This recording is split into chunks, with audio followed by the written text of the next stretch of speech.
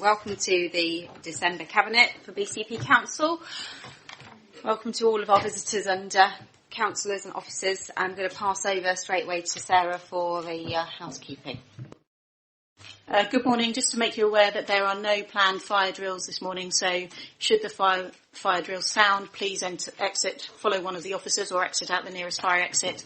Also, the meeting will be audio recorded and displayed on the website, but also there may be some photographs taken during the meeting. If any members of the public object to that, I'd be grateful if you could please raise your hands, and then the photographer at the back could make a note that they don't want their photographs included. Thank you. Thank you, Sarah. So, agenda item 1, apologies. I don't believe we have any apologies. Everyone here? Big count up.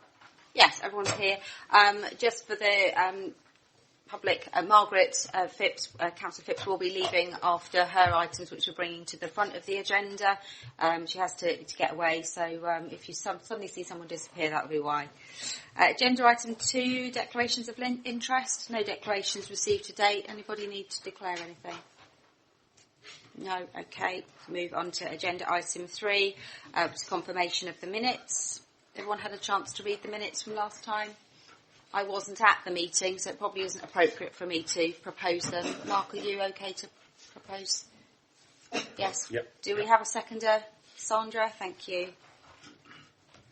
So that takes us to agenda item 4, which is public issues. We have no questions, but we have a series of statements. So shall I hand over to you, Sarah, for this? The first statement is from Mr. Nick Greenwood.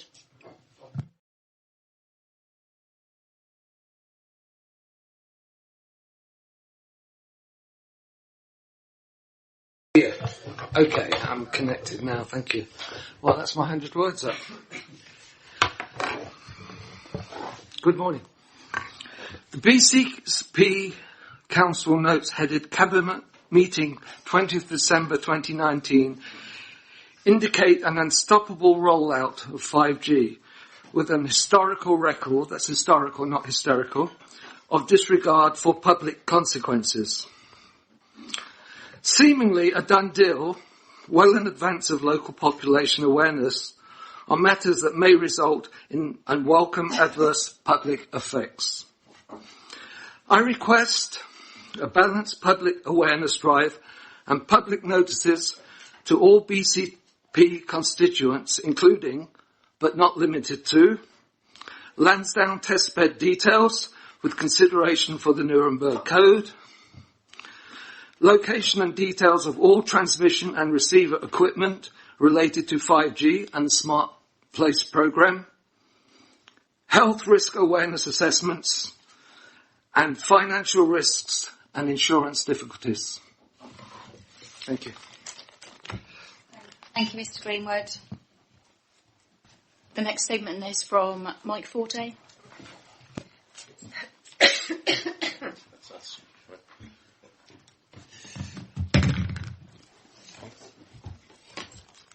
Thank you very much. Sit. That's him, not you. Right. BCP 5G free is all I can say, but that's not my statement. So the statement is, do you understand the components comprising 5G and what each allegedly offers over and above current technology? The promised Internet of Things is failing already because of weak encryption keys, and it's proving a gift for hackers. Autonomous vehicles are ill-suited to the roads of Bournemouth, except maybe replacing the noddy train on the promenade. Are you satisfied that 5G technology is safe to unleash in BCP, where you are the guardians of the best interests of citizens and their environment? I strongly suggest that the only option is to apply the precautionary principle and pause the deployment of 5G in BCP. Okay, thank you very much. Thank you, Mr. Forte. The next statement is from Sue Chapman.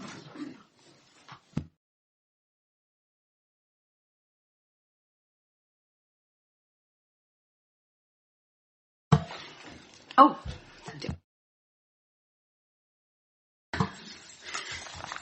Good morning. Relating to the local industrial strategy as well as community engagement, global crop failures hit at 1.5 to 2 degrees. Billions die at 3 degrees. Most humans are dead at 4 degrees. Earth uninhabitable at 6 degrees. We're heading for 1.5 degrees C by 2025, for 2 degrees C by 2035, for 4 to 6 degrees by 2075. Fossil fuels must be left in the ground. BCP Council must speedily decarbonise, alert and protect its citizens. Transition town policies will help salvage harvests and ecosystems. Climate-phobic media, politics and planning has failed us. Community can help. All hands on deck. Thank you. Thank you, Ms. Chapman. The next statement is from Catherine Jones, but will be read out by Emma Johnson.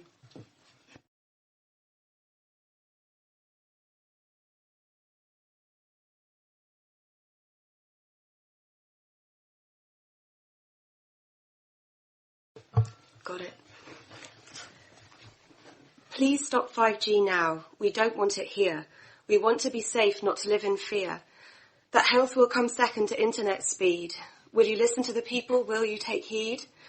To the warnings, concerns that we don't know enough, that insufficient testing has been carried out on this stuff.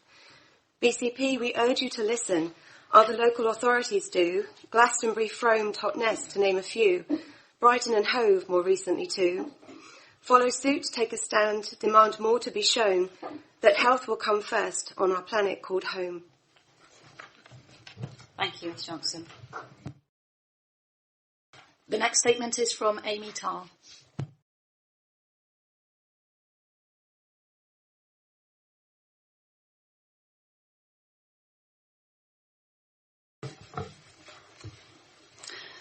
This test bed should not be deployed in Lansdowne without informed consent and full awareness and transparency that this new technology has not been pre-market safety tested by the telecoms industry for health or environmental harm. That a 5G antenna may be put up outside people's homes or in close proximity. That 5G is a pulsed millimetre wave radiation and will be in addition to 2 to 4G waves. There will be increased health risks for people with electromagnetic sensitivity, children, insects and birds. Be aware that you will be taking on the liability as insurance companies won't insure for EMF damages. Thank you. The next statement is from Emma Johnson.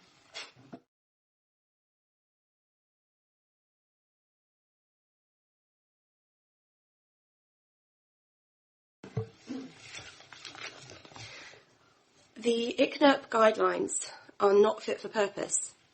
In the call for evidence, more than 50 residents expressed health concerns about 5G. Many submitted evidence demonstrating the ICNIRP guidelines are inadequate.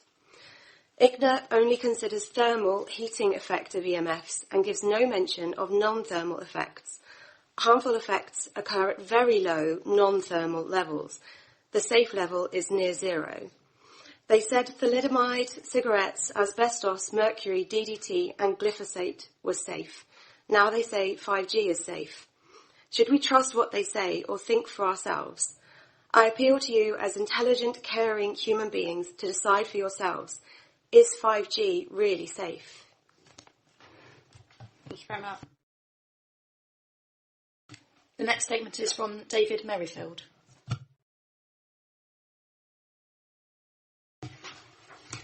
Yeah, my statement also pertains to item number 6 in the agenda, the Smart Place pilot of Lansdowne. In the age of despairing boredom, many were optimistic that smart technology would deliver them. They scrambled quick smart to qualify for monies on offer to all those who believed in the economy and lifestyle promised by the tech giants. Grasping substantial investment bribes, they gave the giants unfettered access to the environment, enabling them to violently impose the wares they had designed to captivate the people. They willfully silenced real health scares under the tyrannical direction of captured authorities.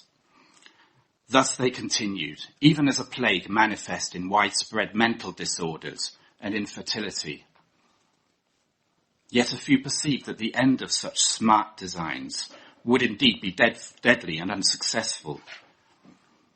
They attended closely to the future of their children, and graciously they were preserved. May we be afforded the opportunity to elaborate on such critical matters here and ward off this attack on our environment. Thank you for that. Can I ask people to please stick to the 100-word limit that was set in the Constitution and the statement that has been submitted? Thank you. Next statement is from Sue Merrifield.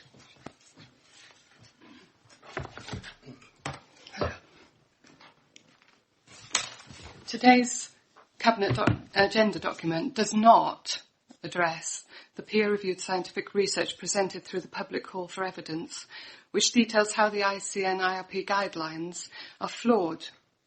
Yet you seem to be willing to rely on them, even though the guidelines are way above the EMF levels proven to cause danger to living organisms throughout our ecosystem. Nor does this document address the lack of long-term studies on humans subject to 5G radiation. Whilst the money made from new technology is clearly more important to some than public health, before you vote on the Spark Place pilot, please consider that big corporations will profit from people being sick or infertile through consequences of radiation, and they may be silencing the true evidence through personal relationships with acceptable researchers. Thank you. And the next statement has been submitted by Charles Ross Illingworth, but will be read out by Nick Greenwood.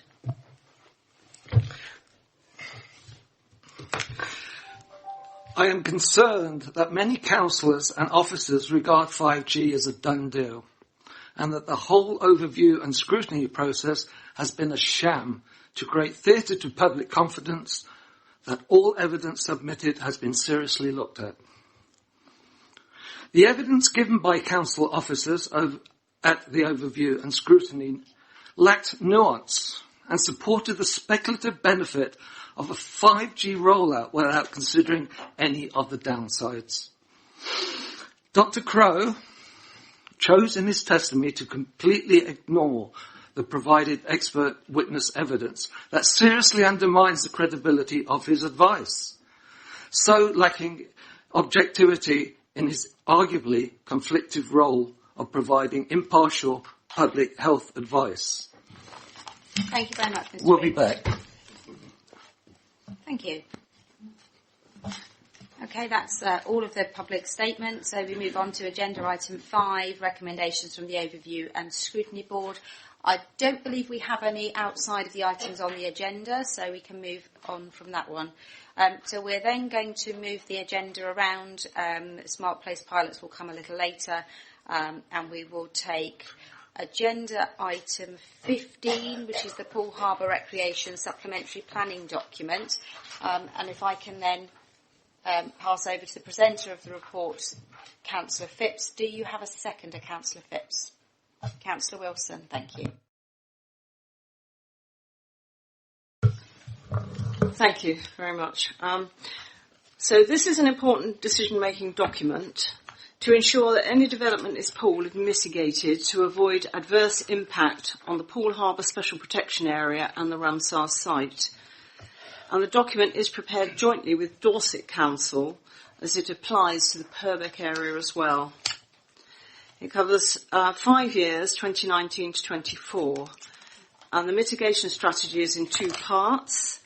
The first is SAMS, Strategic Access Management and Monitoring, and the second is Phipps, Poole Harbour Infrastructure Projects, and the explanation is at paragraphs 10 and 12 of the report. The system is already operating in Poole on an interim basis, otherwise no development would be able to take place, and it only applies to the Poole area. And the plan is to set up a member advisory group with Dorset Council for project development and delivery. And the Dorset Heathlands Advisory Group already exists, And as many of the same officers and organisations will be involved, it is suggested to join the two groups together to be called the Dorset Heathlands and Poole Harbour Advisory Group. And the governance of how it will work is covered at paragraph 18. So over 5 years, SAM's payments received will be around £400,000, and the FIPS is funded from SIL. It is all self-funding with no cost to the council. The risk is that without mitigation provided by this SDP, planning permission for resident development in Poole can't be granted. So I would like to propose it, but there is one change that was actually flagged up by overview and scrutiny where there was a small error in the report, and the clerk does have a copy of this already.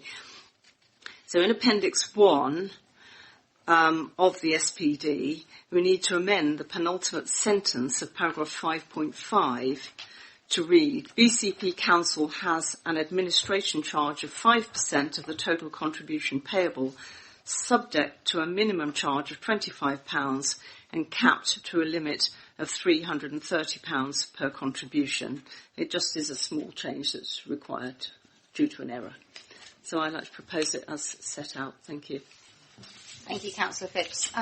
Did Chair of Overview and Scrutiny have anything you want to add on that? No. Are there any other members of the Council that would like to speak on this item? No, in which case I'll open up to Cabinet. Anyone would like to speak on this item? No. No. Oh, Councillor Brown. Actually, if you need a second, I'll second it. Councillor Wilson's already seconded it. You missed that. It's just to say, Microphone. in terms of the finances of this, I think as the portfolio holder said, it is important so that we can continue to grant sort of planning applications for residential development in Poole. And I'm just pleased that in terms of the finances, it is self-funding. It won't be costing the council anything. That the fees and the contributions will cover the cost of the scheme. So yeah, it's something we just need to get on with and facilitate continuing development in Poole. Thank you, Councillor Brown. I think it's probably worth mentioning that we had quite a detailed briefing and challenged some of the concerns that were raised, which then fed into the revised document, which is why we're probably feeling quite content with the changes. For those people who live close to the harbour, one particular Councillor White obviously representing Hamworthy, there was quite a lot of discussion around the impact on the recreational use of the harbour, which I think we've now clarified and are content that they're well represented in the report. So if there's nobody else wishes to speak on this, is there anything further you need to say, Councillor Phipps, to sum up? No, I don't think there's anything else. Thank you. So if we take that to the vote, all those in favour? That's unanimous. Thank you very much. And Councillor Phipps, did you have another one? Yeah.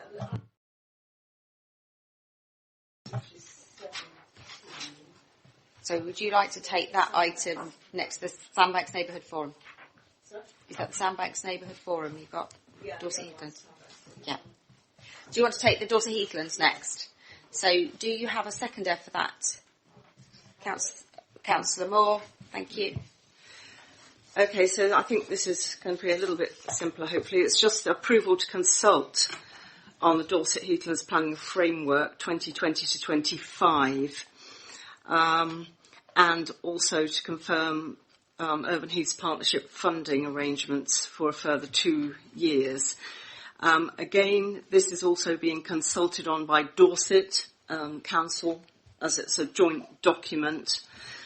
We need to maintain a planning framework for mitigating the impact on the Dorset Heathlands from development.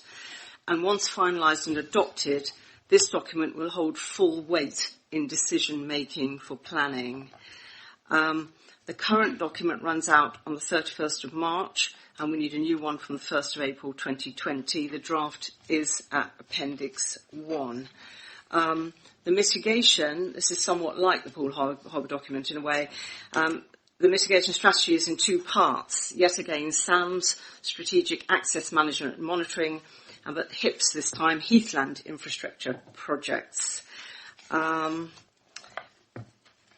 at the end of the day, it needs to go out to consultation, and also we need to agree the further funding for the Urban Heath Partnership. This is at paragraph 19, where you'll see the annual cost of BCP Council is $215,000, but it will be paid entirely by developer contributions. So it's at no cost to the council. So it's self-funding. So I'd like to propose that we go out to consultation and fund the Urban Heath Partnership for a further 2 years. Thank you.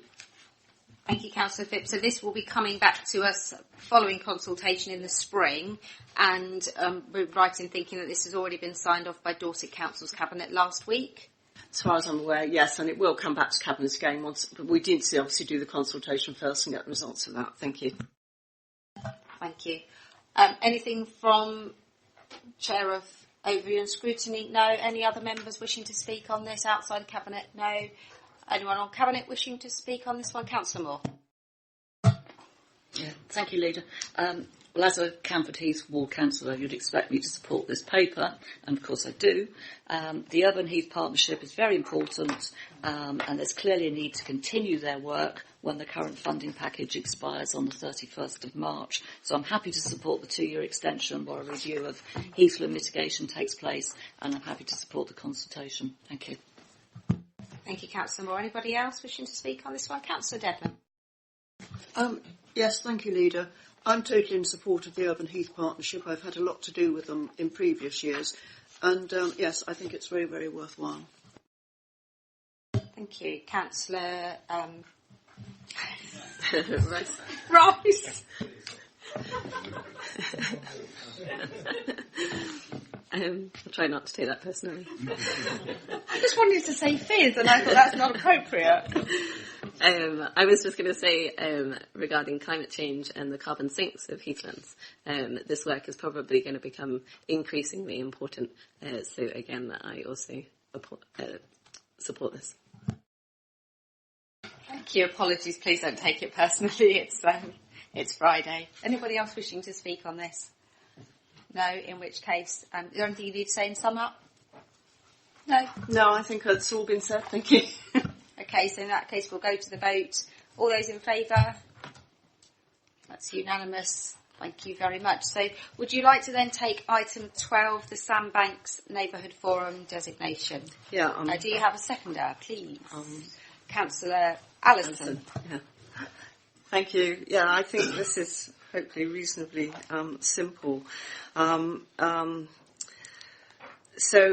the proposed Sandbanks Neighbourhood Forum and proposed Sandbanks Peninsula Neighbourhood Plan areas have been submitted to the Council, and both of the applications have met the conditions of neighbourhood planning regulations. And there has been a 6-week period of consultation which has taken place already, which ended on the 4th of November, and comments received have been looked at. There's no justification to refuse the forum's application, and most of those that actually commented were supportive of it. So basically, if we do this designation of the area, it will enable the community to start doing their neighbourhood plan, which I think is very, very important. I do believe we should be supporting communities with this type of thing. So I like to basically propose it as set out in the recommendations A to D. Thank you. Thank you, Councillor Phipps.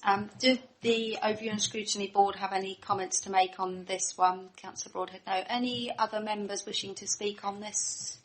No, in which case we'll go to Cabinet. Who would like to speak on this one? Anybody? No, I mean, I can just say as somebody that was involved with the Broadstone Neighbourhood Forum and Neighbourhood Plan, it is incredibly important for the local communities to have this ability to influence local planning decisions and to influence the future of their areas. There are obviously issues around the impact of neighbourhood forums and neighbourhood plans in how they affect the community infrastructure levy.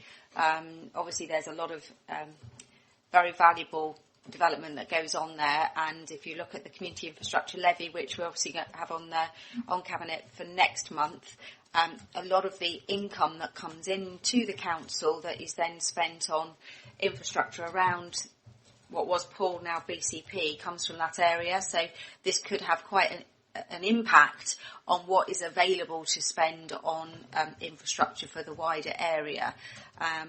Great news for the people who live in Sandbanks, who potentially gets them additional money to spend in their area, but there is a knock-on effect. I think we need to consider whether that's going to create a hole somewhere else that might need to be filled. But from the, they have a right to do this, and therefore they're right in going ahead with it. So, anybody else wishing to speak on it? No? Okay, it's a fairly straightforward one. So, all those in favour? That's unanimous. Thank you very much. And Councillor Phipps, if you need to leave, then please do feel free to leave. Thank you very much for consideration. Thank you.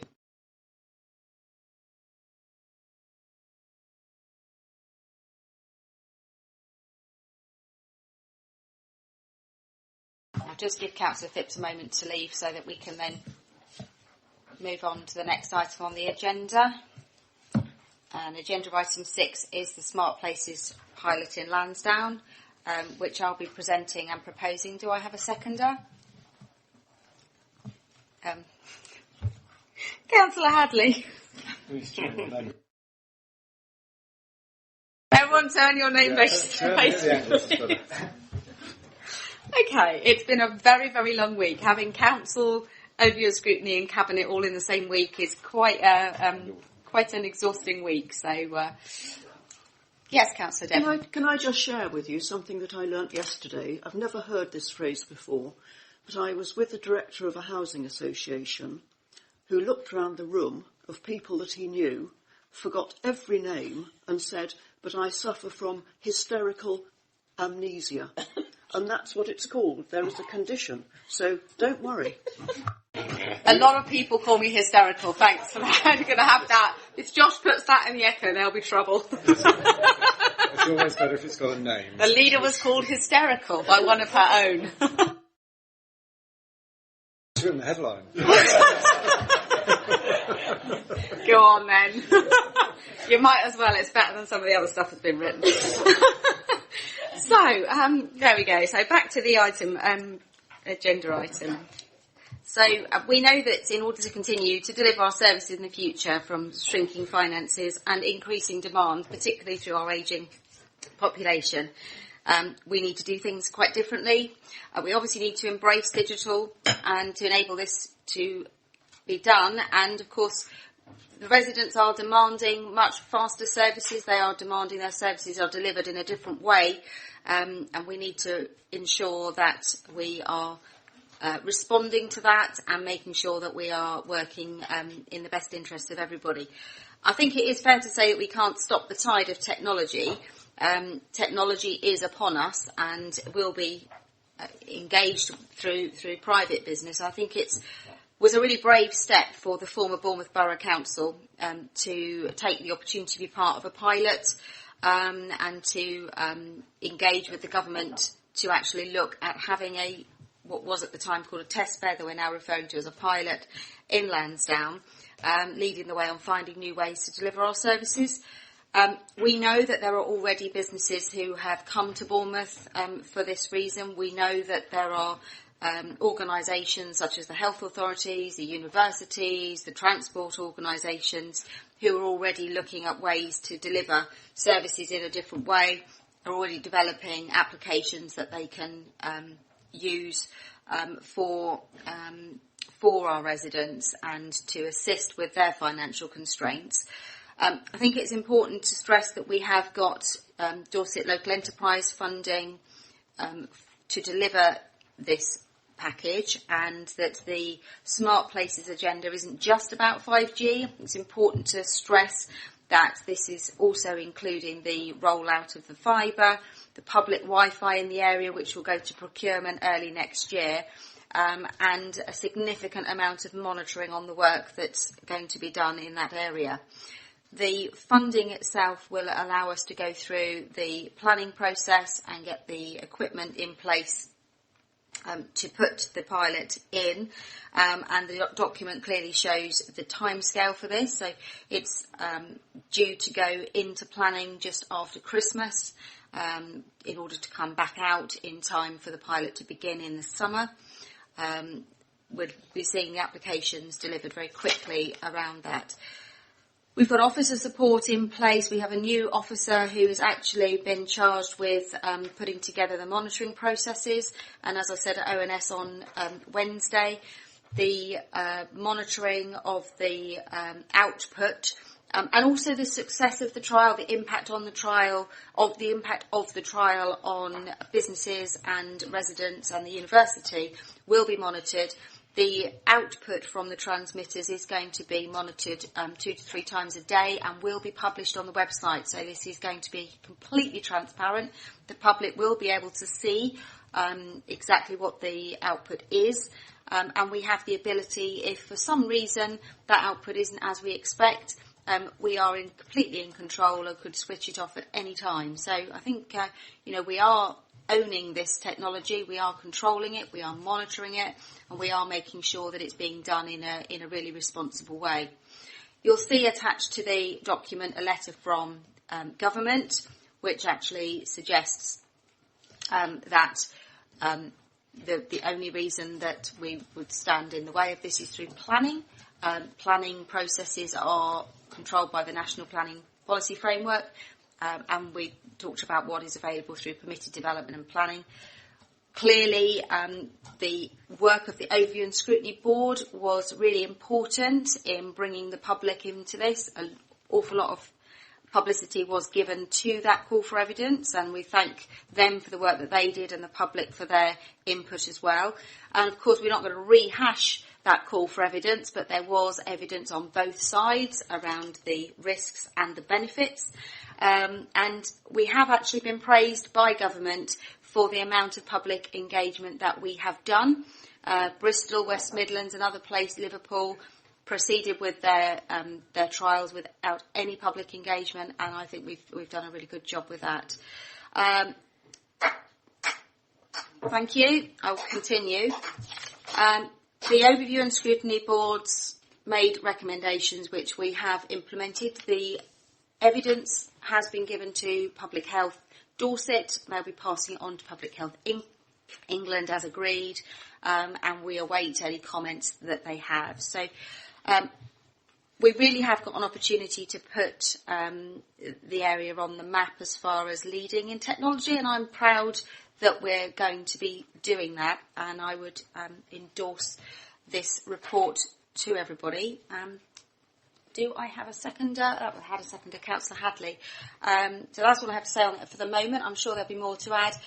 Councillor Broadhead, would you like to say anything as Chair of Overview and Scrutiny? Thank you very much. You remembered my name, which is good. So, and it has indeed. Didn't even need a sign. Been a very long week. We explored this in many ways, both through the call for evidence and indeed in the Overview and Scrutiny Board this week. Suffice to say, I launched this 2 years ago, so it's great to see this come to fruition. And thank you very much for your warm words. For a number of years, we've been recognised as having the fastest growing digital economy in the UK. That doesn't happen by accident, and it doesn't assure its continuity into the future. So we have to remain on the forefront of things, recognising the opportunities both for the economy but also for ecological points as well. When we first started this work a few years ago, and 5G was in its infancy, there was very little furore or any public engagement around 5G at all, but I am pleased as the chair of the Overview and Scrutiny Board that when concerns and issues were brought to us, that we did launch that call for evidence over a number of meetings, which I think was very useful, and as you've correctly pointed out, a number of other councils have indeed done nothing about that. I think that the process was quite robust. We explored both the things that we could do as a council and things that we couldn't do as a council, referred things on where possible possible and made recommendations where we could to actually try and change things. I'm extremely grateful to Cabinet that every single one of the recommendations that came through the Overview and Scrutiny Board regarding the issues surrounding 5G connectivity have been adopted in full, and in particular that we do find ourselves in quite a unique position here. It's very easy to say we don't want anything to happen when you have no control over that. We do have control here, and I think through the call for evidence we've taken on board the 220 plus written submissions, all of the verbal evidence, and made what I consider to be some very pragmatic recommendations about the monitoring of the relevant outputs for 5G in the EMF fields, and as you've correctly pointed out, the ability to keep that continuous monitoring, do something about it if it changes. But needless to say, this is a very bold opportunity, and I think if we want to maintain our place as one of the fastest growing digital economies in the country, we need to keep on doing things like this. So very warmly welcomed by the whole of the Overview and Scrutiny Board, and thank you very much for your warm words earlier on. Thank you. Thank you, Councillor Broadhead. Do we have any other members of the Council that wish to speak on this item? Councillor Butler.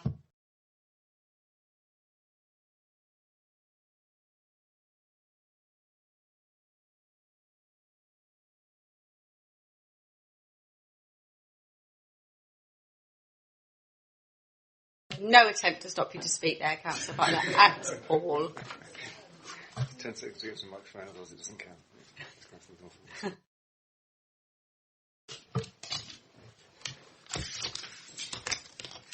Yes, as I've said at a previous meeting, I'm very concerned about 5G. I think that the ONS consultation actually brought out that almost double the number of people were concerned about 5G as those who weren't. The other thing is that supposedly this council is so concerned about the environment. We haven't even mentioned nature and the environment. We're just talking about people. So 5G has been said to have a bad effect on all living things. So that is another concern. I think we're being a bit reckless really with this.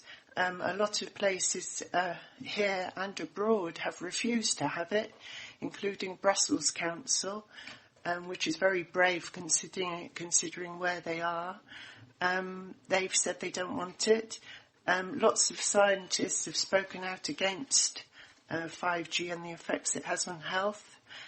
So I really think that just to make Wi-Fi and digital technology quicker, how much quicker do we want to be? We already have people suffering mental health problems because life is too quick. You do need downtime, and I think that should be really considered. So really I'm speaking for people and for the environment and for nature. So if you please consider that in your summing up. Thank you. Councillor Butler. Any other members wishing to speak? No, in which case I'll go to the Cabinet. Who would like to speak on this first? Councillor Howell. Thank you. I mean, I have a lot of sympathy for what Councillor Butler has just said. I'd like to address one of the points made by one of the people who made statements earlier about predetermination. It is absolutely not the case. I pushed for the 5G to be considered by the Health Committee. Ultimately, it was considered by ONS, and ONS made recommendations, which has been said, which have all been adopted. You know, we have to act responsibly, and part of acting responsibly is to make decisions through evidence and not out of instinct. And at the end of the day, this is a pilot. It's going to be monitored very carefully. It sits aside from the wider debate about 5G. The government has put in place the legislation which allows 5G to be rolled out, and we don't have any influence over that. I think that this is really a national debate to be had, and I would very much support people taking up this on a national basis, but as local councillors, we in a slightly different position, and we have to look at things through the evidence that we managed to assess and take the recommendations and consider the recommendations of the councillors that have looked at that. Thank you. Thank you, Councillor Howell. Councillor Hadley. Thank you, Leader. I have a degree in medical radiation physics, one of my 3 degrees, and as part of that, I looked at. A song about that. There is a song about that. And as part of that, I looked in some detail at Sellafield and the impact of ionising radiation and the spread of that and the history of the Windscale site, which got renamed for a reason. And so I kind of understand this territory a bit, and I haven't had time to look into it in huge detail, but I have tried to look at both everything that people have sent through, and also the things that the mobile phone companies are saying, and anything that I can find that's independent. And of those 3, the least I can find is stuff that is independent. And I think that is part of what we're trying to do in this trial. As Councillor Howell said, we can't stop 5G being rolled out across the UK. That is a national infrastructure and something that will happen anyway. What we can do, and what this pilot is intended to do, is to look at how we can make sure there are social benefits and benefits to the population living in this place. And I think that's really important. It might be interesting for people to know that in Finland they've had 5G technology for 4 years, and they're now looking at 6G technology. And so there's something about we're not at the bleeding edge of this. We're not doing something that's completely unknown. We always think we're great in Britain, but actually we're not. We're way behind the curve. Similarly, in China there are places where they've done some longitudinal testing to show the dosage. But I think you're right in that as with most parts of life, commercial stuff doesn't get properly published, and it's true of drugs, it's true of many industries, that they will publish the things that support what they're trying to do, and they'll suppress or ignore the things that don't. But I would, highlight that actually the things that kill us, and I think it's something that Dr. Crowe mentioned, and he felt exposed. He didn't feel he'd been given enough detail from Public Health England. But actually the things that are killing people are cars. And yet we all drive around, and we all, we're all happy to use cars. But actually, if you look at the statistics, it kills far more children than anything else, and it's something that we really should be concerned about. Similarly, nuclear power, it's decarboning our energy industry by using nuclear power. The private sector make all the money out of it, and then we have to buy the infrastructure and deal with all the waste. And so, I think we do need to put it in proportion. This is an exploration of where we need to be. And I think it's very easy for places like Tonnes and Glastonbury to say that they're staying out of it because they're not planning authorities, they're district councils. And the interesting one, as Councillor Butler said, is Brussels and Brighton, because they are in those sorts of places. But we are the 12th largest urban area in the country. We have universities that we want to support, and I think, as I say, the opportunity to get some real research out there, to get involved and actually understand the thing, because it will happen around us anyway, and make the best of it. Thank you. Thank you, Councillor Hadley. Councillor Moore. Thank you, Leader. Well, I certainly can't follow that, but I would like to make a comment that I think that the ONS board have clearly been very thorough in their scrutiny of 5G, in their call for evidence, and their recommendations, I think, are helpful and evident throughout this paper. It's clear right the way through, and I would actually welcome more special project work like this, because it's clearly very useful. Thank you. Thank you, Councillor Moore, and I hope you heard that, Councillor Broadhead. Councillor Wilson. Just to I don't have 3 degrees or one in, what was it, medical radiation? Was it? So I don't You've really... got 2 though, haven't you? I think you've got 2. Yeah. I don't know about the science particularly, but what I just wanted to pick up on one point that Councillor Butler made was about Brussels Council, and I think it's a really good point, because it comes onto this more ideological kind of conceptual thing about the way we're governed in this country. And the reason that Brussels have been able to do that is because them as a municipality are properly empowered and properly funded, and they have a lot more powers to be able to stop these things. We are kind of imposed upon in many of our things by national government. We don't have control over these things. So I think it's a really good thing to have a trial and be able to have our own independent evidence and be able to kind of make an assessment. But at the end of the day, as is put out in Appendix B, there's not much we can do in terms of stopping the tide. It has to be on a planning basis. So I think that has to be really considered. Councillor Rice. Yeah, I can sympathise with concerns around this, but again, very useful comments from the Cabinet, and it is helpful, I think, to know that we have somebody that sort of has a good understanding of the physics behind it, or a reasonable understanding anyway. And going forwards, I think in terms of the public that are here, it is a good opportunity, or like if it does get chosen to go ahead, to use that as an opportunity so that if there is anything harmful to come out of 5G, then we are monitoring everything that we can do, because then if we are leading the research and it is public research, then it can be used by other councils around the UK. So there are advantages with that. Also, a lot of the discussions around the Smart Place pilot, it's not all around 5G, but there is a lot of discussion about the health benefits that can come from it. So in general, there is a lot of sort of the digital technology that has occurred within the last sort of 20 years, and the impacts on the mental well-being of young people growing up with such an amount of digital technology.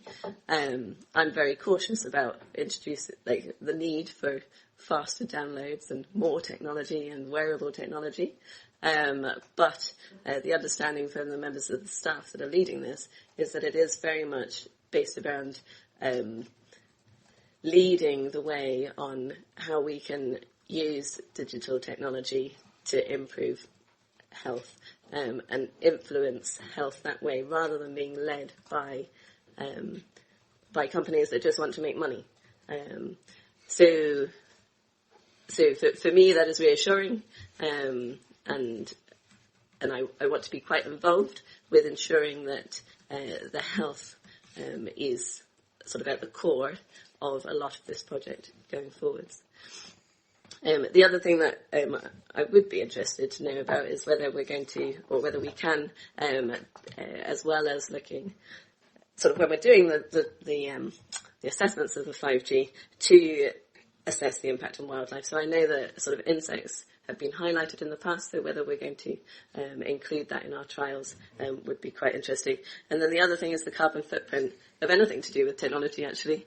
Sort of is increasingly coming up the agenda about the sort of the energy used to have all of this information floating around, and so if we can look at that going forwards as well. Thank you. Thank you, Councillor Rice. And just reflecting back on that, some of the benefits might help us with our congestion, which obviously will help not only our carbon footprint but our air pollution, and via air pollution then the impact on the ecology and so on. So I think you're quite right. It's not just about being quicker. I think it's a fair point Councillor Butler made. This is not about being quicker. It's about actually the increased capacity that the network will create so that we can actually do things not slower. You know, we all know we go to a concert and you suddenly have 80,000 people in one place and nobody's phone works. So, you know, I don't know if anyone went to the Air Festival and noticed that suddenly their phone didn't work on the beach because there was too many people there. So, you know, it isn't about going faster, it's about creating capacity.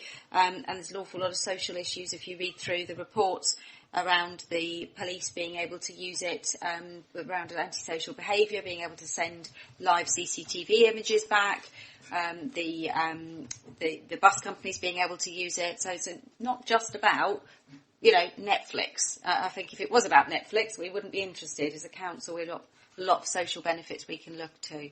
Councillor Brown. Thank you, Leader. Yeah, I just wanted to say, following some of the comments, that this certainly wasn't a done deal. Certainly the scrutiny wasn't a sham. I think it was very well done. It's one of those matters that's come up fairly soon within our administration since the election, and actually there's been an immense number of discussions among cabinet members, individually or as a group, about this whole issue. I think we've all learnt an awful lot about it. We've had meetings with officers who have been involved in the project for some time to explain it to us and to sort of discuss the pros and cons. We've all had sort of messages and lobbying from people who are objecting it or concerned about it, and I've read a lot of that, and I've spoken to people about it. A lot of us have attended the overview scrutiny meetings to sort of hear what's said. I've certainly discussed the science behind it with sort of more qualified colleagues than myself. And I think it has really challenged a lot of us to think about actually what is going on, not just to sort of say, oh, well, yeah, this is going to do something, we'll just vote it through. It really has challenged a lot of us to think in detail about it, and there's been an immense number of discussions on it. The shame about it is obviously, as you see in Appendix B, the national rollout is not something we can do anything about. It is a national government issue, and we can only look at it on planning grounds. But actually, from all the conversations and discussions I've had, I'm satisfied that this is the right way forward, that actually we tread forward, we carry out a trial, and we take on board what Overview and Scrutiny have said in terms of the monitoring and the transparency of what we're doing. So I think we've gone about it the right way. I think it's really challenged a lot of us, and I'm happy to support the proposals. Thank you, Councillor Brown. Anybody else wanting to? Councillor Devlin. Sorry, thank you, Leader. Yes, I've listened to all this debate. I've listened to a lot of other debate on this, and I find myself on the fence, basically. But what I would say is that in recommendation 5, the continuous monitoring, this is what I'm clinging to, that if there is any adverse effect, it will be found, picked up, and everything stopped. So I will support it. Thank you. Sorry, sir. We've addressed it in the report. The officers have made a commitment, and we hold those officers to account. So, sorry, sir. Leader, can I just say, and I don't usually like being addressed from the floor, I was endorsing it because we are going to be continuously monitoring. Absolutely, I agree with you. Okay, anybody else on Cabinet wishing to speak on this? No? Okay. I think there's been plenty of debate on it. As I say, most of you were there when I presented it to Overview and Scrutiny as well. So I would just like to endorse this report and take it straight to the vote. So all those in favour? Okay, that's unanimous. Thank you. So, agenda item 7. Just allow those members who are only interested in the one item to leave before we move on to the other very interesting items on the agenda.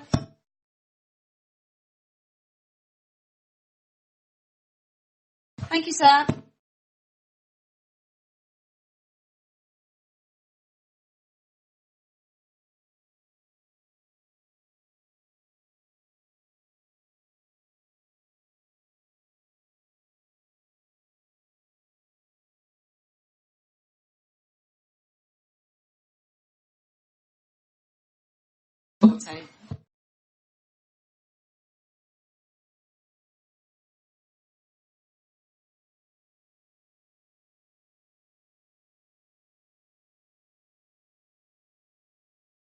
Okay, so that brings us on to agenda item 7, the Community Engagement Strategy Consultation. Councillor Allison, I believe this is yours. Do you have a seconder? Who'd like to second that one? Councillor Wilson.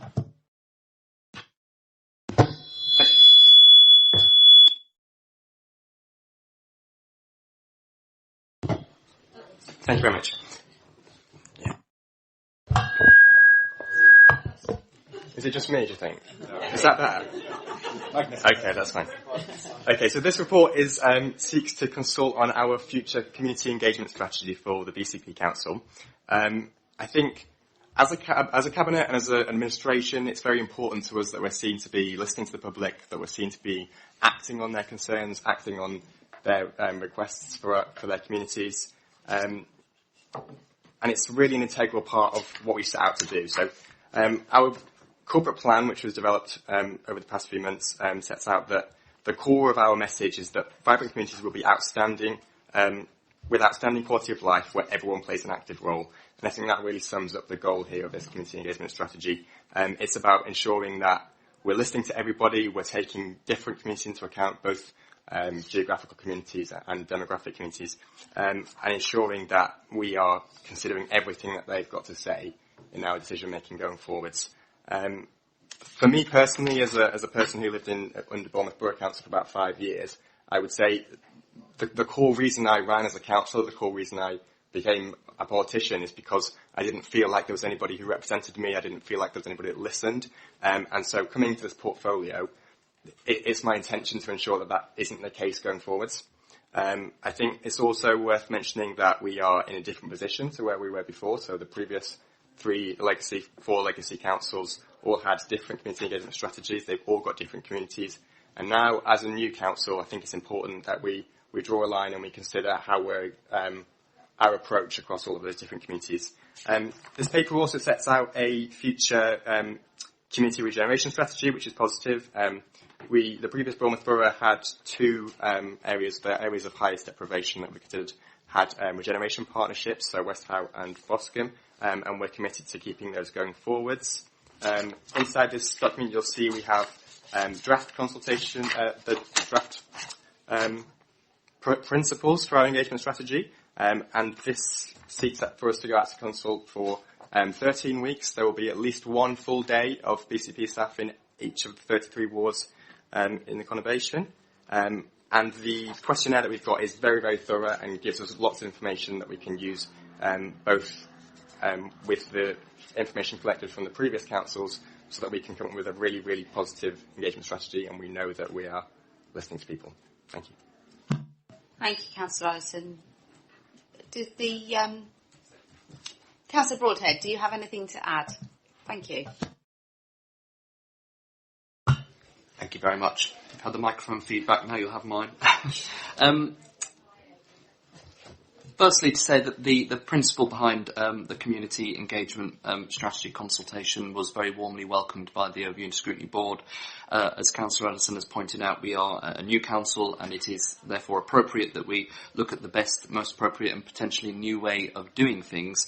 Having said that, we do have 4 preceding councils who have an awful lot of experience and have experienced some of the real positives of parts of community engagement, and indeed some of the pitfalls of different types of community engagement. The conversation at the board centred very much around the fact that while the draft principles were very warmly welcomed, very noble and very hard to argue with, and there was pretty much unanimous agreement with those principles, that the idea of going out to a consultation without anything that you're consulting on is perhaps not the most straightforward way forward, not only because it would necessitate yet a further round of consultation, and Councillor Allison pointed out that this consultation would seek ideas, then they'd come up with some formulations, and then that would have to go out to consultation again. So the board first of all felt that this might just kick the idea of consultation down the can a little bit, and second of all that there are an awful lot of best practices that are evident not only through the preceding authorities but also through resources available to us, such as the LGA, Centre for Public Scrutiny, other organisations that we've worked with, and it would be a much better idea to be actually using some of the best practice, coming up with some ideas, and I'm sure there are lots of ideas around this table, and then perhaps consulting on them. Therefore, the board put forward a recommendation to Cabinet that the Overview and Scrutiny Board resolve that Cabinet be recommended to build on known good practice and insight gathered by preceding authorities in the development of the community engagement strategy. This was meant to be a very positive recommendation, and not a criticism on the idea of engagement. Of course, we need to do this, but a practical consideration that if you go out to consult without anything to consult on, there is a danger that you will just get bogged down with the tsunami of ideas, many of which may not even be possible, and then we will only have to go out to consult again. So much preferable to come up with some good, innovative ideas built on past experience and to consult on them. Thank you very much. Thank you, Councillor Broadhead. Do we have any other members of the council who would like to speak on this one? No, in which case we'll go to Cabinet. Who would like to go first on this one? In which case I'll go first on this one and then I'll go to Councillor Rice. I think, for me, I think this is a really great start, and I think it's what I like about this report is it actually is true engagement. It's actually saying we don't necessarily know best. Yes, we've got lots of great things that we've been doing. We've obviously had, methods that the previous councils have used, but we have an opportunity, as with all of our other strategies, to actually set our own strategy. And I think there are some really innovative ideas that the public want to see. People often don't feel consulted with, and they don't feel that the current systems work. And I think that people have a right to be genuinely listened to, and that if their ideas don't work, or if the things that they've come up with are not reasonable or affordable or generally acceptable, that we explain to them why that is, rather than not give them the option in the first place. So I welcome the fact that we're, like with the corporate plan, we're going out with a skeleton and we're actually asking people to fill it in. Clearly there will be some radical ideas that may not be workable, and we need to then explain to people why a local authority can't do those things. Or actually look at, could we do those things? Why can't we be the first to do something a bit different? So I completely welcome the fact that we're doing what we said we would do when we created the administration, and that was genuinely listen to people and genuinely reflect what the public want, not tell them that we know best because we were elected by them. So anybody else wishing to speak? Councillor Rice. Thank you. I was just going to say that at the moment in local elections, 70% of people still don't vote. So engagement with our general public is sort of pretty bad, really. And this is the same issue across most of the UK, really. And so actually I think this is great to be going out, and if we're going out to the people that usually don't engage and asking them, what are your ideas for engagement? Then actually I can see this becoming an award-winning sort of community engagement strategy going forwards. So I think it is a great start, personally. Thank you, Councillor Rice. Councillor Moore.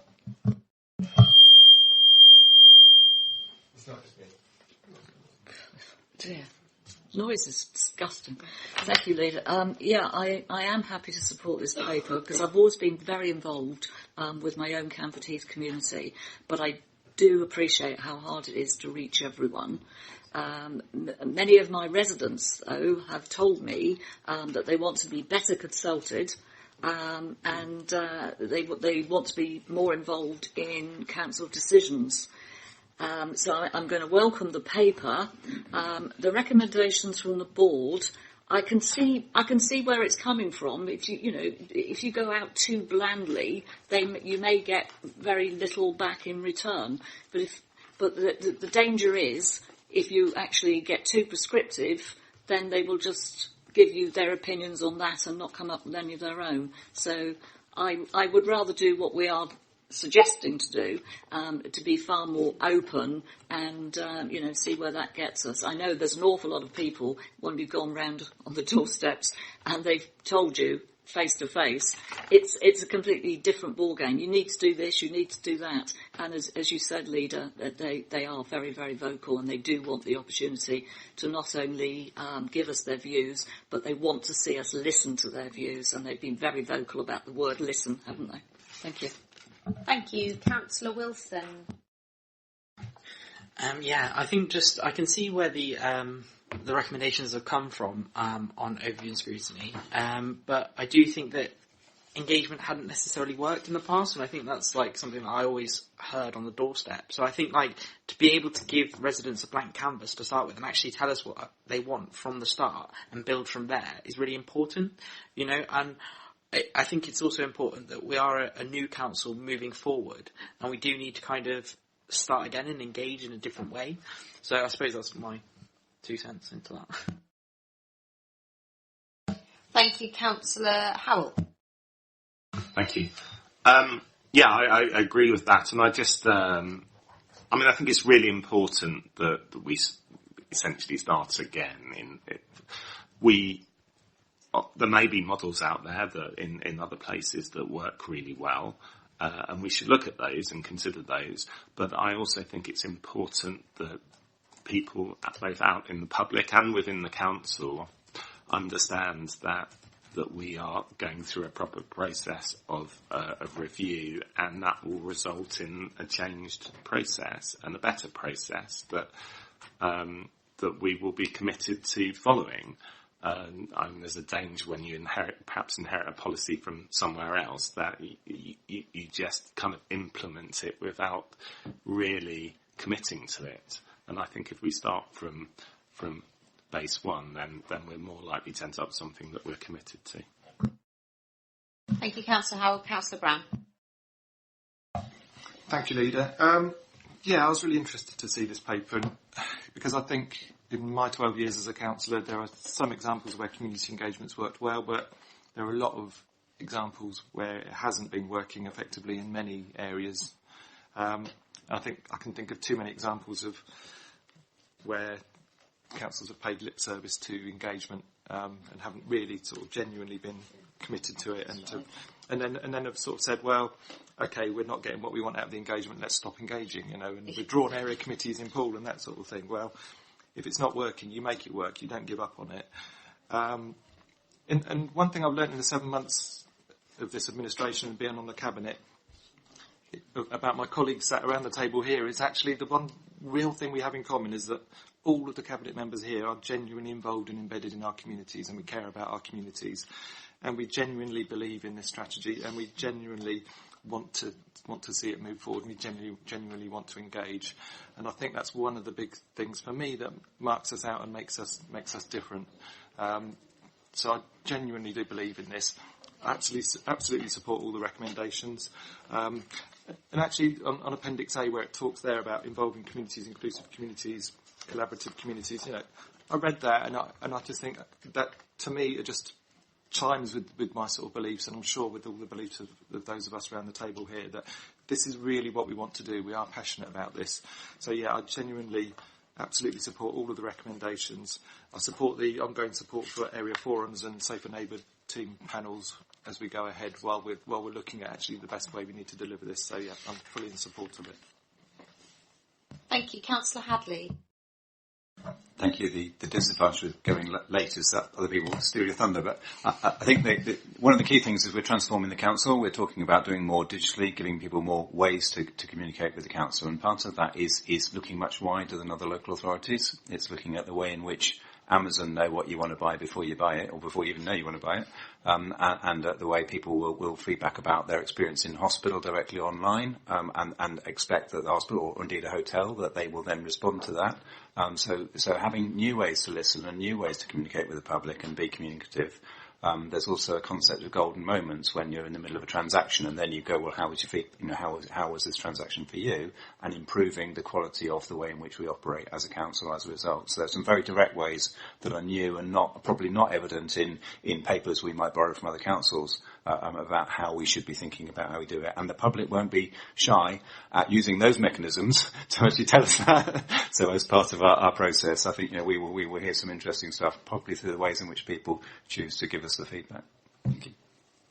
Thank you, Councillor Hadley. Anybody else not spoken wishing to speak? No. Councillor Allison, come back to you to sum up then, please. Thank you very much. So I just want to say that I do welcome the recommendation from ONS. It was never our intention with this paper to disregard the way the previous councils engage with people. Obviously, the way the previous councils engage with people will be taken into account, as well as the results from this consultation. I also wanted to clarify, in terms of further consultation, once this strategy has been developed through this consultation, it will go out again for a further 2 weeks, but it won't go out for further comments. However, it won't go out for another full consultation of this length. So the majority of the information that we'll use to form this document will come from this main 13-week consultation. Thank you.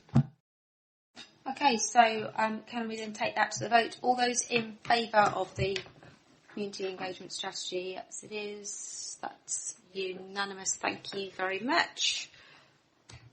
So that brings us on to the next item on the agenda. You still need 2 screens, don't you? Agenda item 8, adult social care charging policy, which I believe is being presented by Councillor Deadman. Do you have a seconder, Councillor Moore? Thank you very much. Over to you, Leslie. Yes, thank you very much, Leader. This is simply for noting the content of the report, which you have before you, but also to agree to authorise a public consultation on the principles of what we're planning for the adult care charging policy. So I won't go through every particular piece of the report. The background is that we are Bournemouth, Christchurch and Poole. Christchurch was served by Dorset in this particular instance. So we have 3 policies still on the go at the moment. And naturally enough, that has got to be brought into line. And I must stress this is more for equity. The savings are not going to be huge, if indeed there are any, whichever way we go. So this is for equity. And having come from Christchurch and gone on and on about harmonisation, I think I can safely say that the equity is very close to my heart. So we've had 3 options which are contained in the report. So we can do nothing, which is actually not an option, because then it would be inequitable. We can go for option, I'll do it in the reverse order, we'll go for option 3, adopt the legacy charging policy for Christchurch clients across the whole conurbation. Or go for option 2, which is a full cost recovery model. So the maximum charge for services is the actual cost of delivery. Now, obviously, the council, a bit over the way from us, Dorset, has actually gone, and I will say this because it's in the report, for option 2. But that doesn't mean that after the consultation we will be going for option 2. This is the whole point of consulting. Another point I wanted to stress, which again is all written in the report, is that nobody is going to be asked to pay what they can't afford. It is all totally based on the client being able to afford whatever charge there is. I don't know if there's anything else I particularly wanted to say about the whole report, which I think, considering the work that has gone into this, it's only a very few pages to contain a huge amount of information. And I'm very, very pleased the officers have done it this way. We also took it to Health and Adult Social Care Overview and Scrutiny, and their recommendations are in here. I think it's on, item 20, number 27, that they went very, very carefully through our report. And the recommendations that they gave us are actually now contained in this, and their details, as I say, were, for example, the potential for mitigating factors to be put in place where there is potential to cause hardship. Well, yes, certainly, that is the case. They also ask that the charges will be reviewed each year, and various other points which are all in the report. There's one other thing before I go actually on to how the consultation will be managed, that there's always a cost to doing this, and we're budgeting for 20,000 for the actual consultation, which, considering when you turn over and go to the consultation, I think that's a very modest figure. And again, as I say, doing nothing is not possible, we've got to equalise. So thus, this consultation has to take place.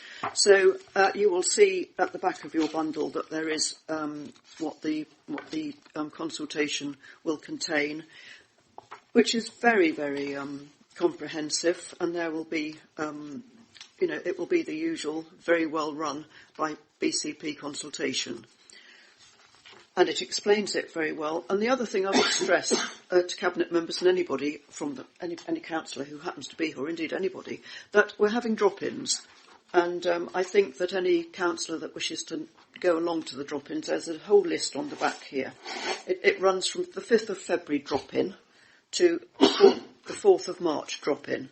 So in order to get a flavour of what is being asked and the replies, I think I know the staff would welcome your presence at that.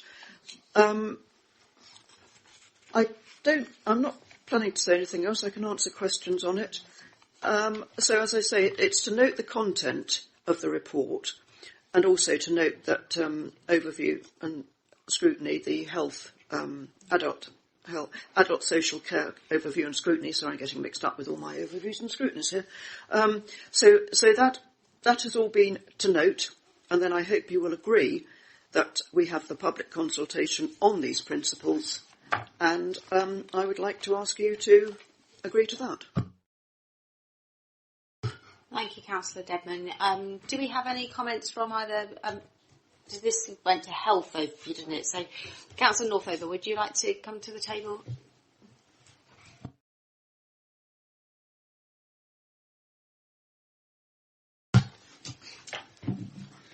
Thank you, Leader. I chaired the working group that looked into this, and we heard a great deal of detail about how all of the services would be affected and how the service users would be affected by any changes. Then we agreed a set of principles with the officers, and they went back and created the document that we're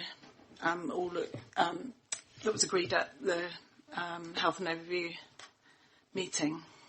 I do have one very small change that I would like to suggest or propose to the wording. It's to Part B of the consultation document on page 75. It's just to emphasise the environmental impact of the policy change. I'll read it to you. BCP Council is concerned about the environmental impact of transportation, including that used by people travelling to day centres. As part of this consultation, we're asking people whether it would be better to include the cost of transport as part of the overall day centre charge. Including the transport costs in the day centre charge may encourage people to use the Council's own day centre vehicles and as a result reduce the number of individual cars on the road. However, we understand this might not suit everyone and would like to know the impact this may have on you.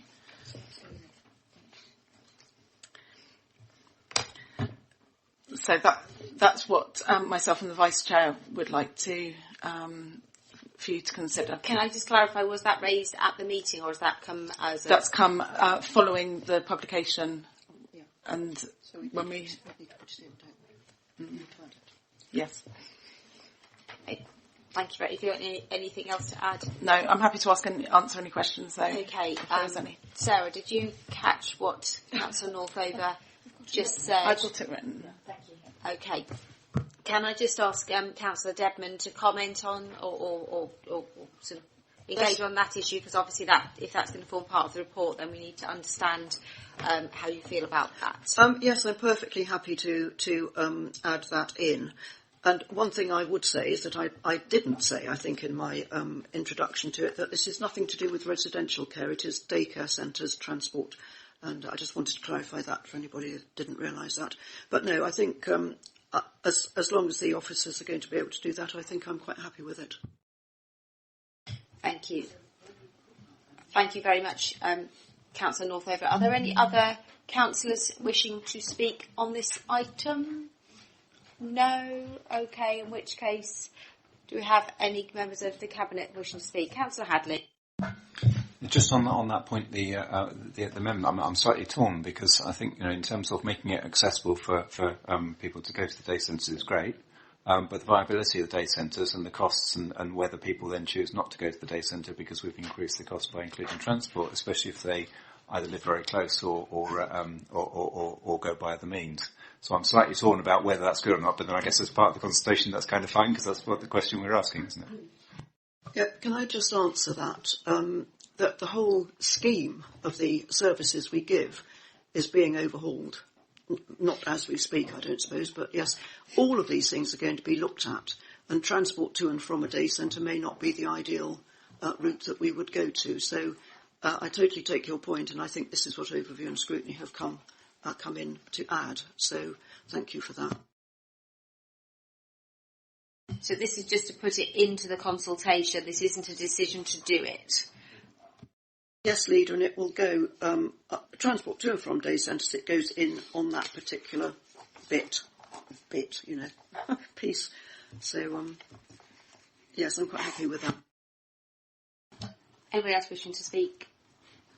So can I just get clarification? My understanding on this is that there is a cohort of people who currently attend day centres without charge because they can't afford to pay those charges. Their income is assessed as too low. Those people are totally unaffected by these changes because they would still go without charge. This only affects those people who are already paying, and the intent is that we reflect the actual cost of providing that care, which feels reasonable. So we're no longer going to subsidise a particular group of people, which, according to these figures, appears to be that Christchurch residents would currently be effectively subsidised, whereas the Poole and Bournemouth less so. Is that vaguely correct? If I can make my own little Christchurch point on that, yes, although we were subsidised on this, we paid a lot more council tax, so it all evened out, Leader. But the great news is you're going to be paying less council tax next year. So this is exactly my point. I can see the chief exec now. Okay, thank you. Anybody else got anything to add? Councillor Wright. Well, it's about ensuring that we're sort of calculating the true costs. So we may well choose to subsidise it in the future, but at least we know what we're doing rather than it just being a hidden cost that we're not even sort of aware of. I think is that right as well. I think the point is, throughout the whole budgeting process, we've been very conscious of looking at the true costs of services and trying to make sure that those costs aren't hidden away somewhere else with a sort of, question mark above them of extra costs. So I think, what we're trying to do here is make the council's budget a lot more transparent and a lot clearer. Sorry, that's still your thunder. I was just going to say transparency, but there we go. So if nobody else has anything to add, is there anything you want to sum up with Councillor Dedman? No, well, only to sum up to say that, yes, I'm pleased to have had a discussion on it, and obviously we'll be bringing it back once the consultation has been in place. And please do drop in at the drop-ins if you can. Thank you. So, without further ado, we'll go to the thank you, Councillor Northover. We'll ask you to leave the table so you don't mistakenly put your hand up and we have the wrong number of people. Pretend to be Councillor Phipps for the moment. So, Leader, could the clerk read out the added bit of the recommendation so that we know what we're saying?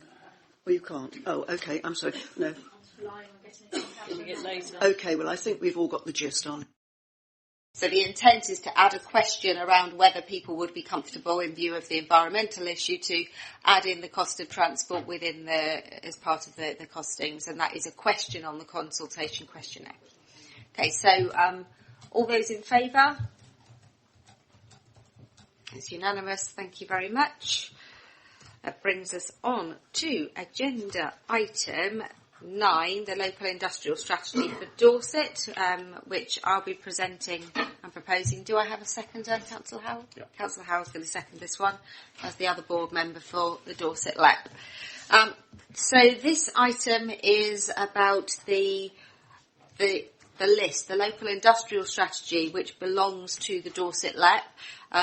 BCP Council, along with Dorset Council, are the two local authority partners in that. It's obviously also a business-led organisation, has lots of other board members coming from different parts of the economy. Just for a bit of background, local enterprise partnerships were all asked to draft a local industrial strategy, which had to be a long-term strategic document that looked at the issues relating to their local area. We're in the third and final wave of those local industrial strategy documents, but we're keen to be one of the first of that third wave to submit those documents to government, and the intent is to submit that as soon as possible after the new year. The focus for the local industrial strategy for Dorset is around productivity.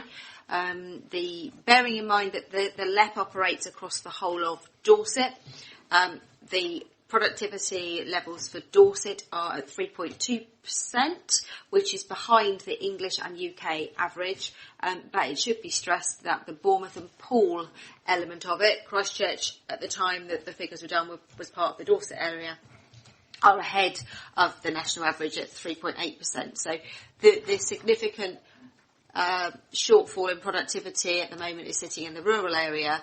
And what the LEPs were asked to do was to create an evidence base from the business areas and from the local authorities to identify what the priorities should be for an area. The document shows what the clusters should be, and it's worth stressing that the purpose of the list is to note what our existing industry strengths are, make sure that we build on those, but to identify areas of growth that we could be known for. It's what makes Dorset special. And if you look at what we're describing as the list on a page, the document, you will see the collaborative clusters. There are 4 of them. They're not all areas which we would consider as BCP as our prime drivers, but it is important to stress that it is a joint document. So if you look at the Appendix 1, the principles are around living better, performing better, and being naturally collaborative.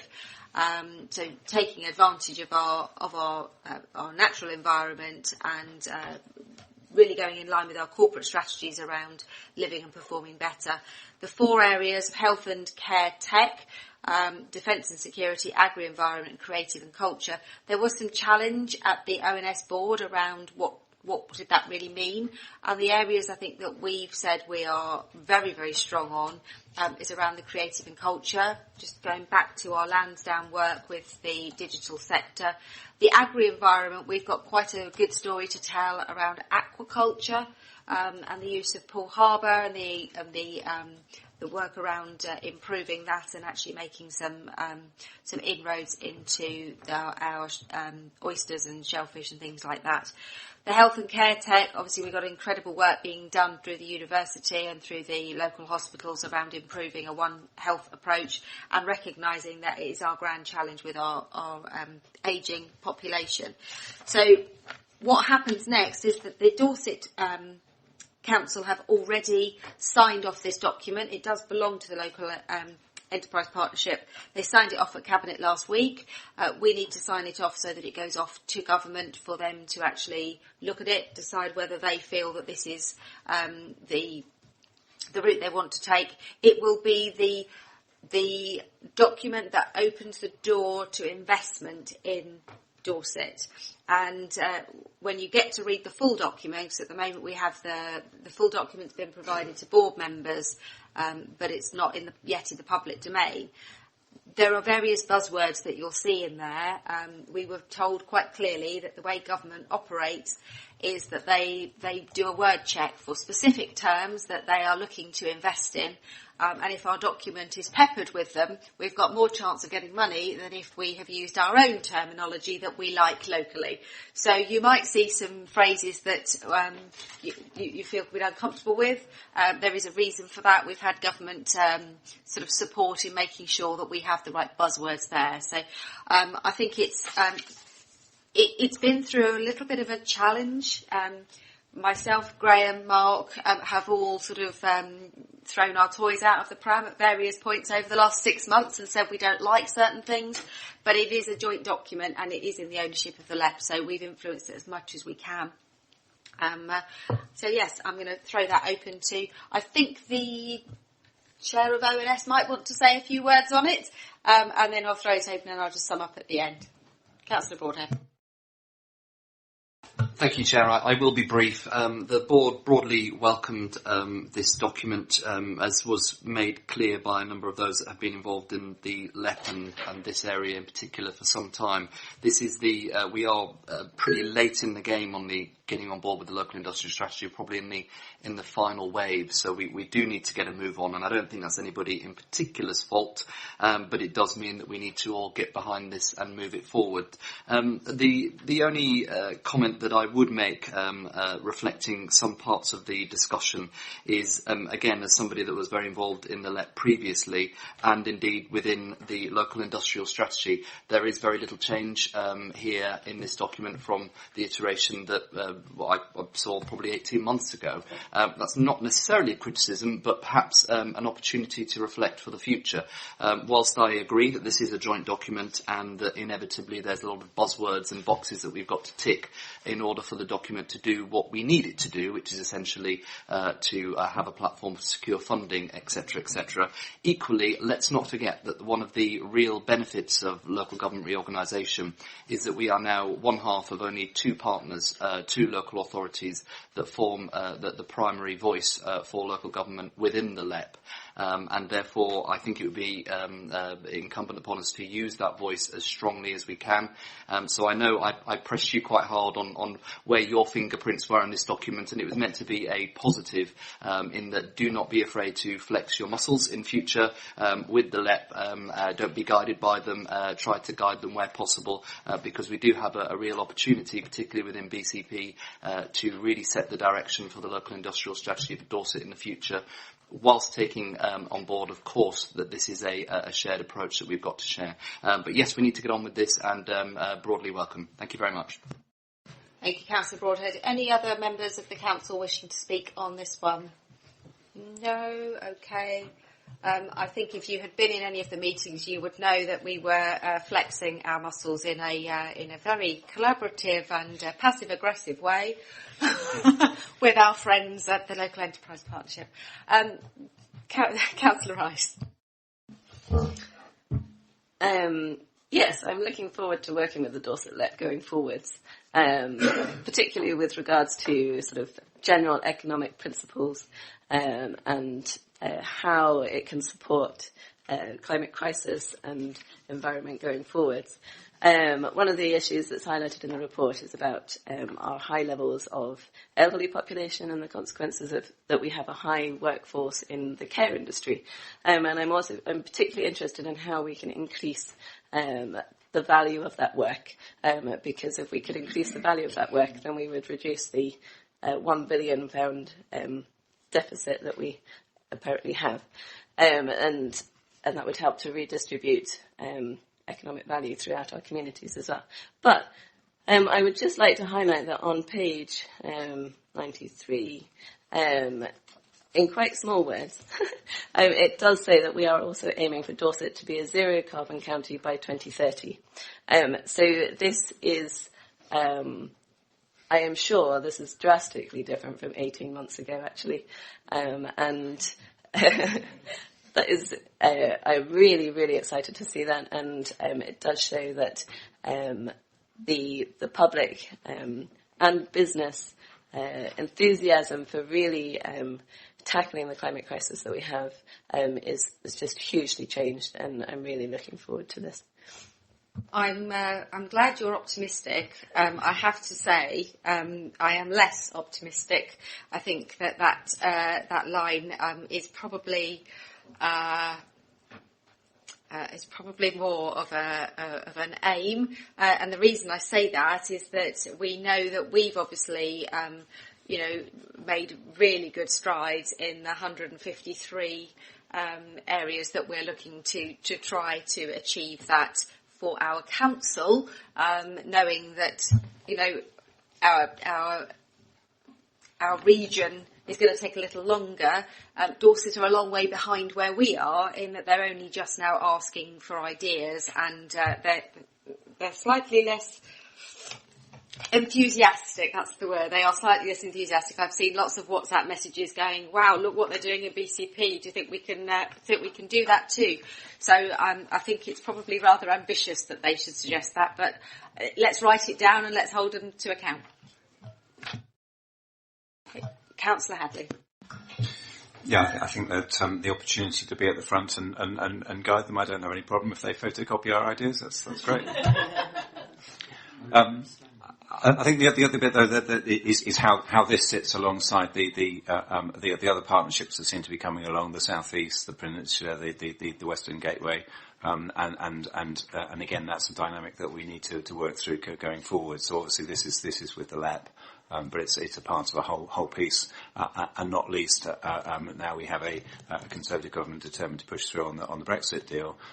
What the impact of Brexit and how that plays out in terms of the investment that's available, the importance of our ports and other infrastructure in the wider sense. So that's going to be an interesting dynamic going forwards.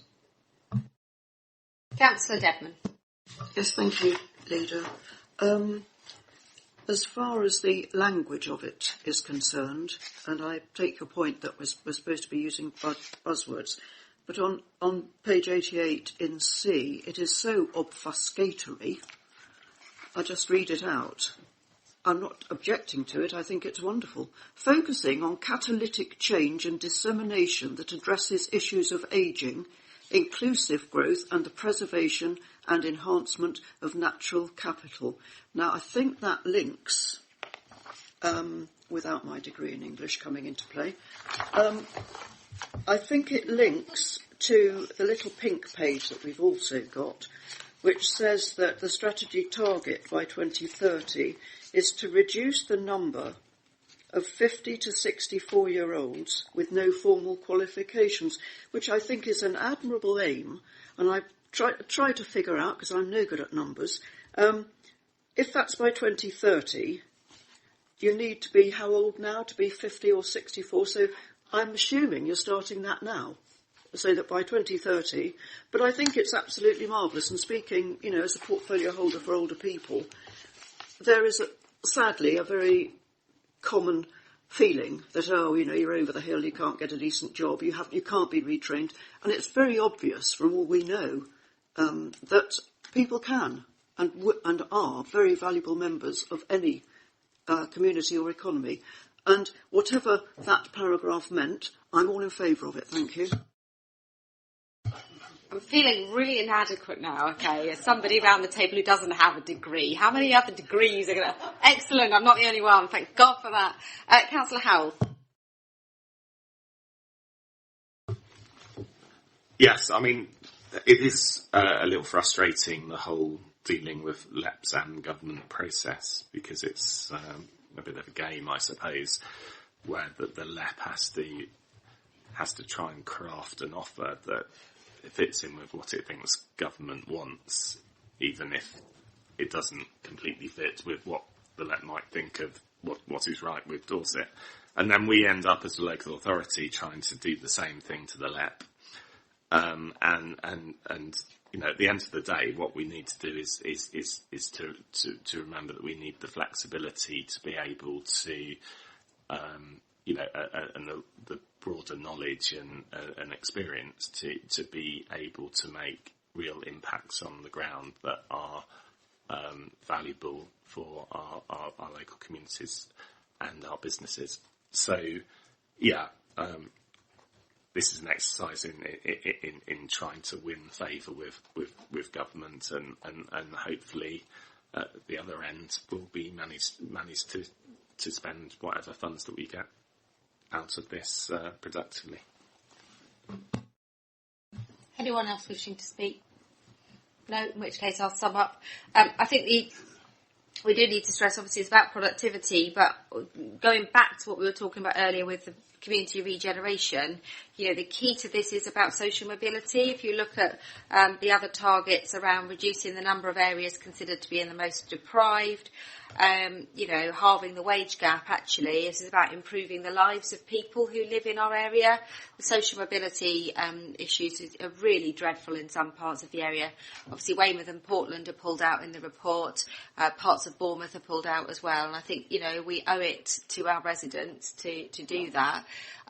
I think we also need to make sure that we are not forgotten when the current government looks towards the North and the Midlands to try and pay back the lent votes that they got in that part of the country where they're promising to look after those people. Actually, there's plenty of people in this part of the country who need that support.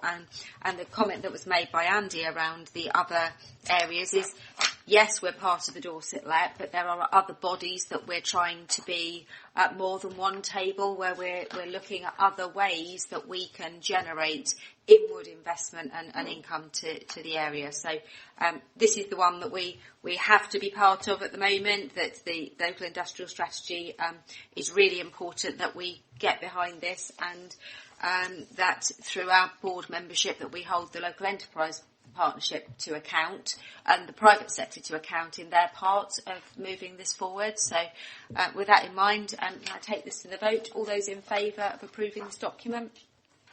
That's unanimous. They will be pleased. Excellent. So moving on to agenda item 10, the medium-term financial plan update report, which will be presented by Councillor Brown. Do you have a seconder, Councillor Moore? Thank you very much. You're going to do a double act, okay? Go for it. A little double act. Thank you, Chair. I'm very pleased to present this latest update report on the medium-term financial plan, which Cabinet members will be familiar with. We've had them before. And fortunately, my degree in financial services from Bournemouth University helps me to understand the numbers, and my degree-level qualification in marketing will help me to sell the budget. Just to throw that in. Looks like I will be doing the third of my 3 ambitions next year, and that's starting a degree. In your spare time. This report serves a number of key purposes. It provides assurance that good progress has been made in developing a robust and lawful general fund budget for 2020-21. It highlights the unsustainable budget that this administration has inherited from the Shadow Authority in respect of the education of high needs pupils. It outlines the administration's priority commitment to BCP care experienced young people by providing them with a council tax discount up to the age of 25, and Councillor Moore will speak on that a little in a moment. It proposes to continue the current local council tax support scheme for another year, with a commitment to review the arrangement for 2021-22 onwards. And it also recommends setting aside £3 million in an earmarked reserve to cover the next phase of local government reorganisation, which will deliver further staff savings in support of next year's budget and the medium-term financial plan. So a key headline from the report is the forecast funding gap for the financial year 2020-21, which has reduced from £7.7 million as we set out in the October MTFP update report to £3.3 million now. The main changes have been the recognition of an additional £600,000 one-off new homes bonus for 2020-21. And it is, though, important to still recognise that the government is cutting the council's new homes bonus grant between years by £1.2 million. It also recognises the slightly higher increase in the council tax base compared to the previous estimate. It also includes the distribution of the actual and forecast council tax collection fund surplus in line with legislative arrangements. And it also recognises in the latest figures an additional £3.4 million in assumed savings and efficiencies across different directorates. Can I also take the opportunity to highlight the woeful position that the Shadow Authority left for this administration to pick up. The Shadow Authority failed to highlight this situation and make proper financial preparations for potential consequences. What they should have explained is that in respect of the high needs budget, they failed to set aside resources to cover the £3.6 million deficit that the new authority inherited from the predecessor councils. In setting the budget for this year, 2019-20, the Shadow Authority failed to adequately recognise the likely level of expenditure, which is now predicted to lead to a further £1 million deficit at the end of this financial year. And however, what's even worse is that they failed in any way, shape or form to set a sustainable budget for 2019-20, meaning that the Council is now estimated to have a £9.8 million high needs budget deficit for next financial year 2020-21, even after additional government funding of £3.4 million. As none of the money used to set the current year's budget was of a sustainable source, then this Unity Alliance administration will now have to act and make the difficult decisions to attempt to deliver a balanced high needs budget for 2020-21. So we've made good progress on delivering a balanced budget, but the high needs budget for next year is causing problems, and we are working on strategies and plans to address that and financial steps to address that deficit. I will just quickly reference a request from ONS, which was detailed in the supplementary report. They've made a request that portfolio holders provide additional details on the savings. What I'd like to do is just to note that request and consider it in light of the further development of the budget and the timing of announcements which will influence the budget setting process.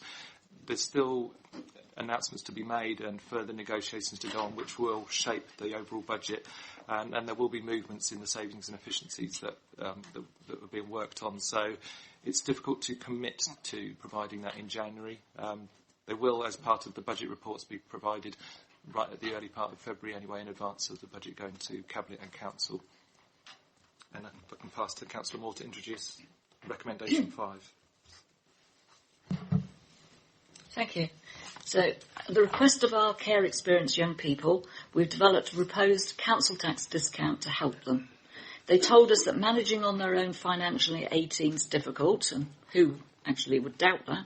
A number of local authorities now operate a council tax exemption scheme, and I know that this was something that both Poole and Bournemouth councils wanted to introduce, and indeed would have done so if it were not for LGR. So we're proposing a discretionary discount for our care experienced young people living inside or just outside the BCP Council area in Dorset or New Forest District Council areas of up to 100% of the council tax liability for eligible care experienced young people aged 18 to 23 and 50% of the council tax liability for eligible care experienced young people aged 24. The discount will end on their 25th birthday, which is the same time as their personal advisor will stop working for them. The young people themselves asked for this taper at 24 because they felt the support ending at 25 was too much of a cliff edge and they needed a year to get used to paying more council tax. And I thought that this was really very responsible of them. Appendix C does give the full details of the policy. And if approved, this scheme will be implemented on the 1st of April 2020. The proposal has been through the Corporate Parenting Board, the Children's ONS, and indeed the ONS Board. I ask you to support this scheme because it will undoubtedly help our care experienced young people just as any parent and grandparent would want to do. Thank you. Thank you, Councillor Moore. Yes, Councillor Broadhead, do you want to come to that? And I know that there's at least one other member that wants to speak afterwards. Thank you very much. Yes, we do have a few comments on this particular paper. But before I start, I just want to reflect just very quickly on the last report and some of the points that we were discussing, because I do hope that Cabinet appreciates the irony of criticising Dorset County Council for consulting on climate change by asking the public for ideas and no ideas of their own. No, we actually did exactly the same thing. I was commenting how late to the party they are because we'd actually got several thousand ideas through over the last 3 or 4 months. It was the lateness of it. Fair enough. With regards to this paper, I wanted to thank Councillor Brown for giving a really good presentation to the group, and indeed thank you to the Section 151 officer for also, in a previous training session, give a very good update on the budget work that has been done so far, and indeed the work for sticking within the budget for this year.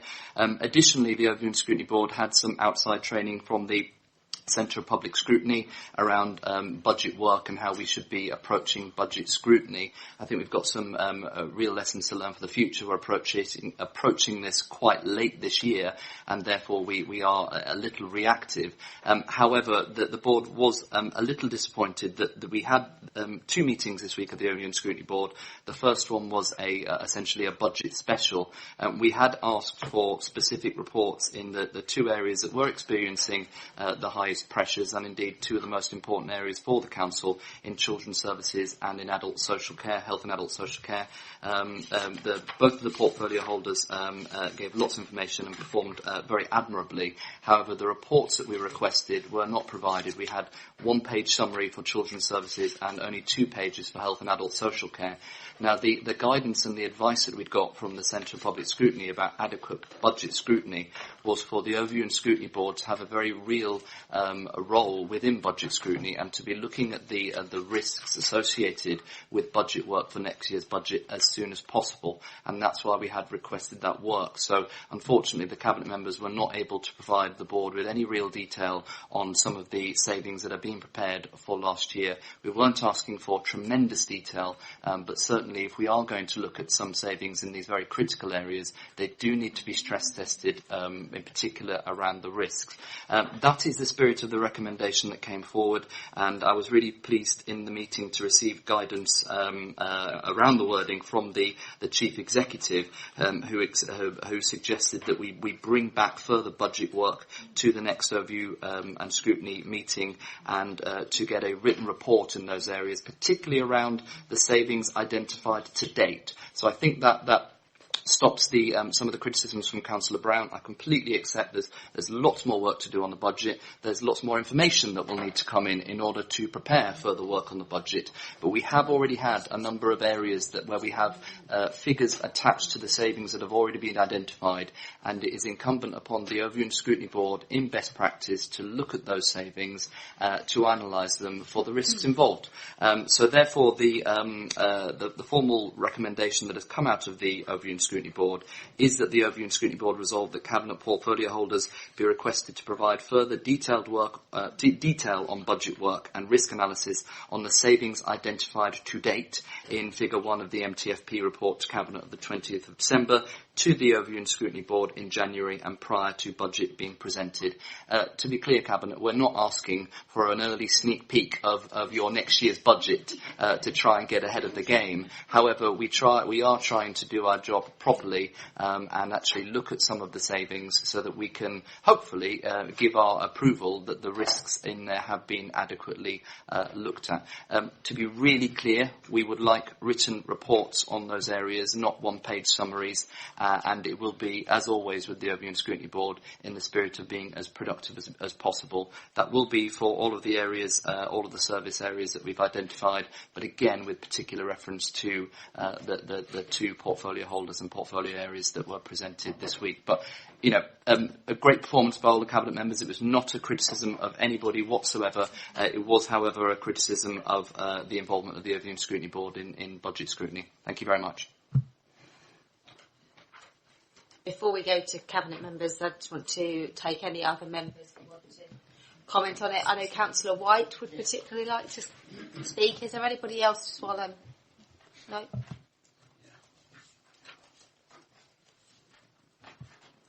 Yeah, thank you. Got it. Right, thank you, Chair.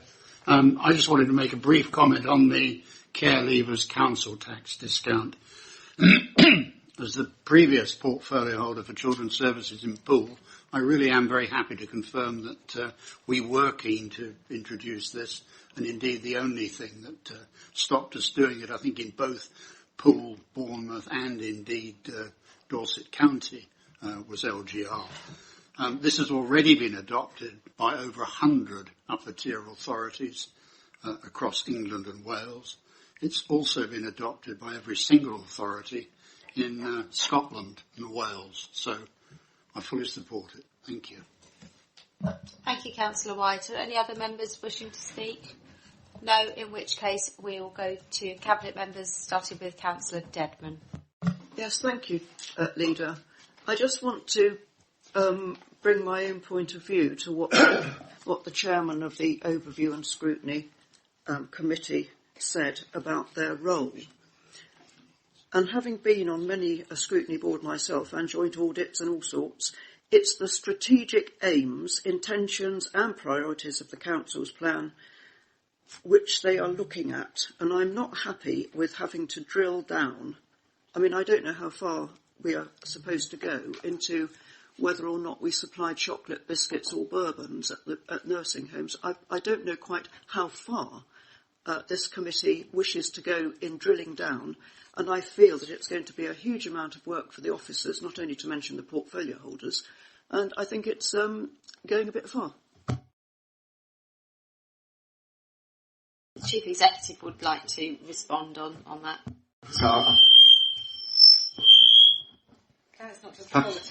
Happy to respond. So, for me, we provided a schedule in the budget which shows some savings that have been taken into account in the medium-term financial plan. What we've committed to do is to give the detail behind those, because it just says Directorate, £2 million. So I think it's reasonable for the Overview and Scrutiny to be able to say, actually, what's behind that, what's in there. And that was the bit that was being debated. So it's a bit more detail behind that. I think we've got all that. So sharing that with ONS in paper form seemed to be a reasonable request. In the same way that when we get to setting the budget and the medium-term financial plan in February, actually we'll then have a final list. But as these ones are sort of being baked into the budget, were baked into the budget effectively in the medium-term financial plan in October, then it didn't seem to be an unreasonable position. And actually, without that, it is very difficult for ONS to take any view about the budget going forward, because they do have a role in checking the deliverability of the savings that are in there. So that's what we felt was a reasonable thing to do. Who would like to speak next? Councillor Moore. Thank you, Leader. Yes, I'd just like to comment on the high needs block going on from what my colleague here has just said. It is underfunded by government, and this does put pressure on the DSG budget. And we have inherited a deficit from predecessor councils. But the background to this situation involves children with special needs. It's complex, it's complicated, and there is no single solution and no easy way forward. But clearly, if we carry on doing the same things, we're unlikely to get a different outcome. So to offer some reassurance, Children's Services are developing strategies to deal with the problem. But change will not happen overnight. In the meantime, we await the outcome of the financial settlement, and if necessary, we'll have to lobby government for adequate funding for the high needs block. I went into further detail at the ONS board at the scrutiny. Thank you. Thank you, Councillor Moore. Anyone else wishing to speak on this?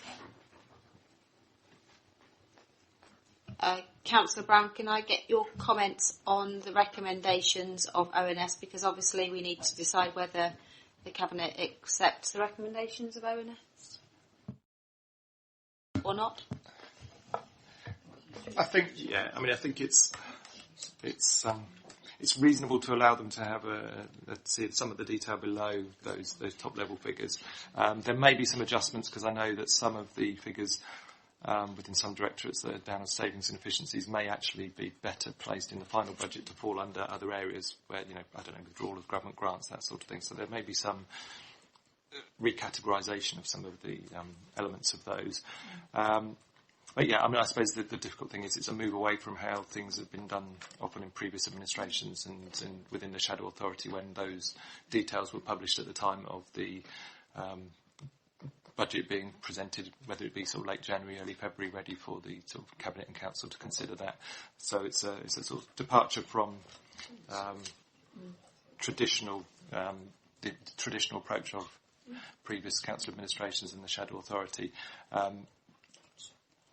So I suspect, I'm not sure what the date is in January of the next Overview and Scrutiny board, but it will probably only end up being a week or two prior to the publication of the final budget reports. So. Can I just obviously clarify, if we're talking about it coming to the January Overview and Scrutiny board, when we are just about to go into the Christmas period, how realistic it is for Adam and his team to even be able to do that with regard to the preparation of the budget and the fact that we don't yet have a local government finance settlement. And I'm really sorry to hear, Adam, about Mr Johnson's announcement yesterday about we're going to have less money from business rates. So that's an extra little hole we're going to have to fill. Can I ask Mr Richards to just comment, please?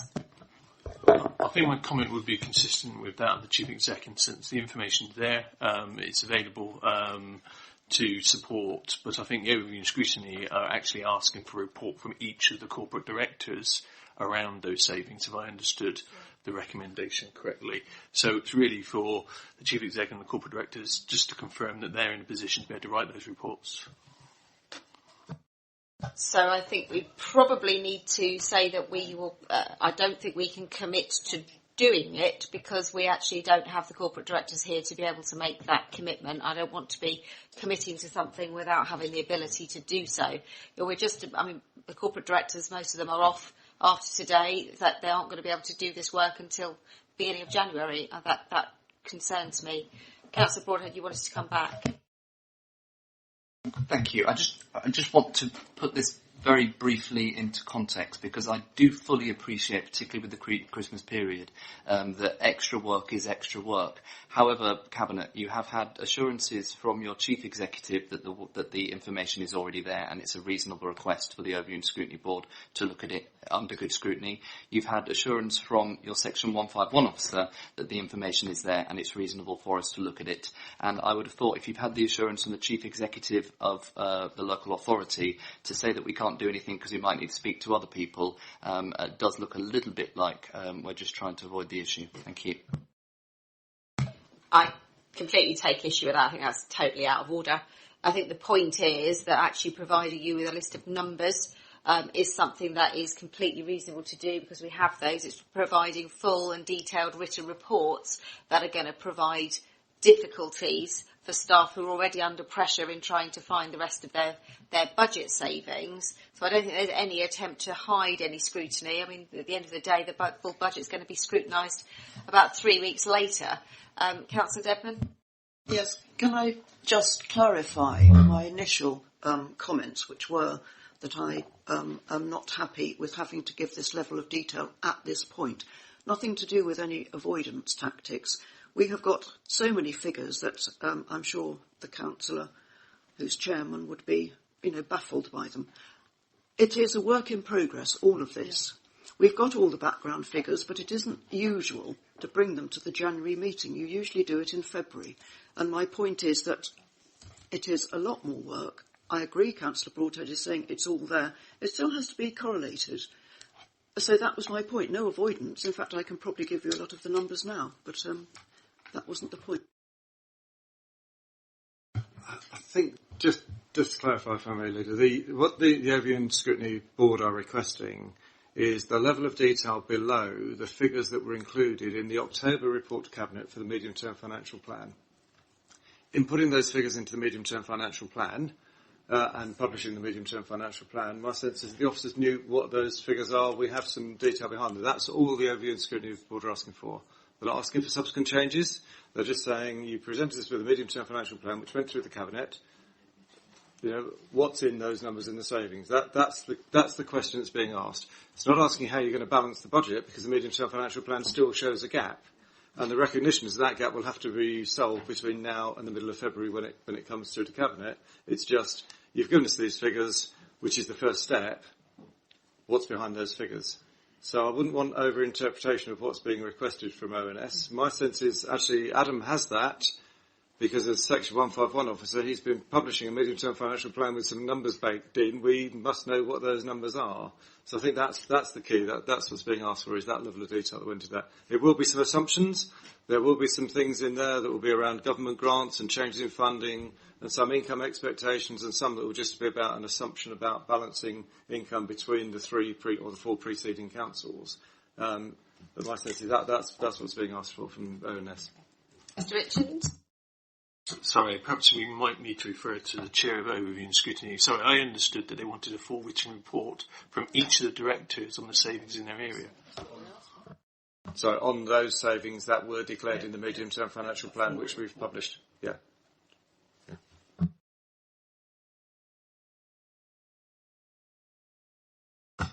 Yes. We can't say we don't make a bit of an effort in these Both meetings. the Chief Executive and the Secretary of Parliament are right in their own way. So it is very clearly just about if you're going to provide an MTFP with savings to date and numbers, I don't think it's unreasonable to say let's test what's behind those. We're not asking for a sneak peek for political reasons or anything about the budget. It is very much the information that's already there put into just a report for each area so that we can consider it in turn with each of the portfolio holders. I think it's a very reasonable request. And if I may, and I mean this in a really positive way to say, but if this is within the power of the Overview and Scrutiny Board to ask for reports independently of Cabinet anyway. So I'm asking as a recommendation, if you don't make that recommendation, I can, from the Board's point of view, ask for a separate report as any board can do. But it just does seem reasonable to ask for more detail on things that have been provided. That's it from me. Thanks for your clarification. Councillor Brown, do you want to sum up before we go to the vote and just confirm that you're happy to roll that into the recommendations? Clarify at what level. I think we'll have to be pragmatic and say we can provide numbers and we can provide some written reports around that. It will depend on looking at the date they've set is the 13th of January for the next budget scrutiny meeting of ONS. So if you work back from that, that's on Monday the 13th of January, so the papers will have to go out probably on Friday the 3rd of January. And some of those, exactly.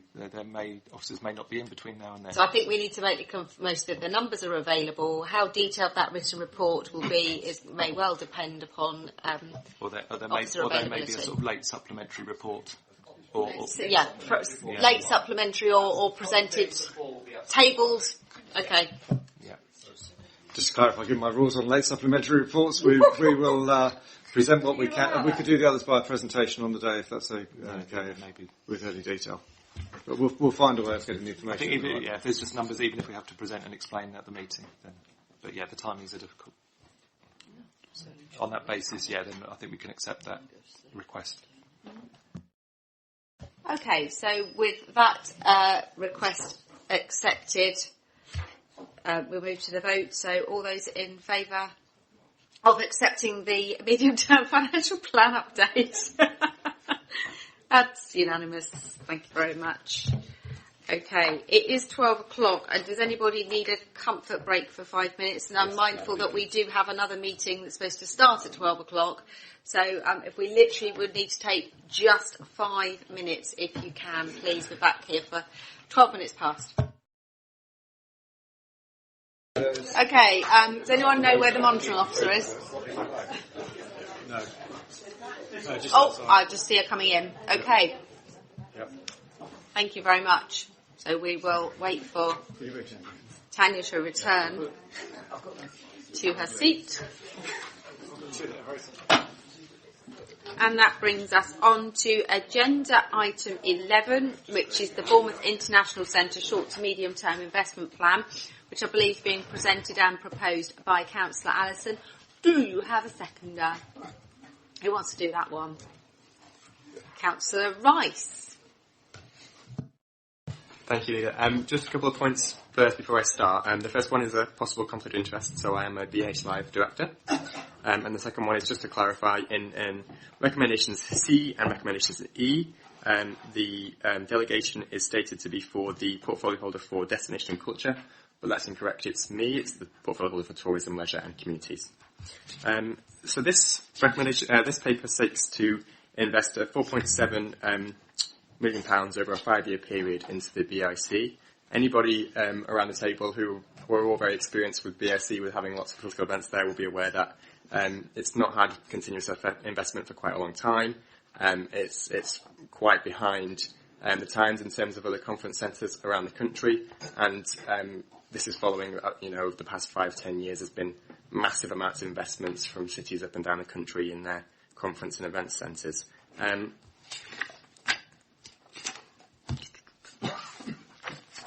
I think At overview and scrutiny, there was concern with regards to the length of the proposed investment programme.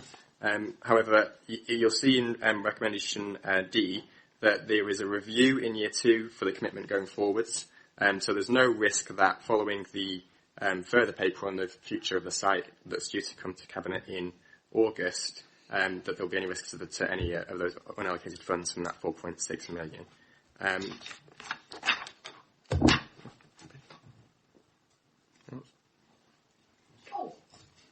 I thought you were going to say more.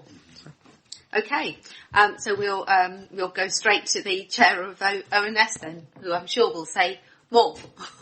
It's like you know me or something.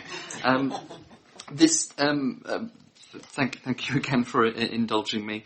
This item did create a lot more discussion than I had thought it would do in the Overview and Scrutiny Board.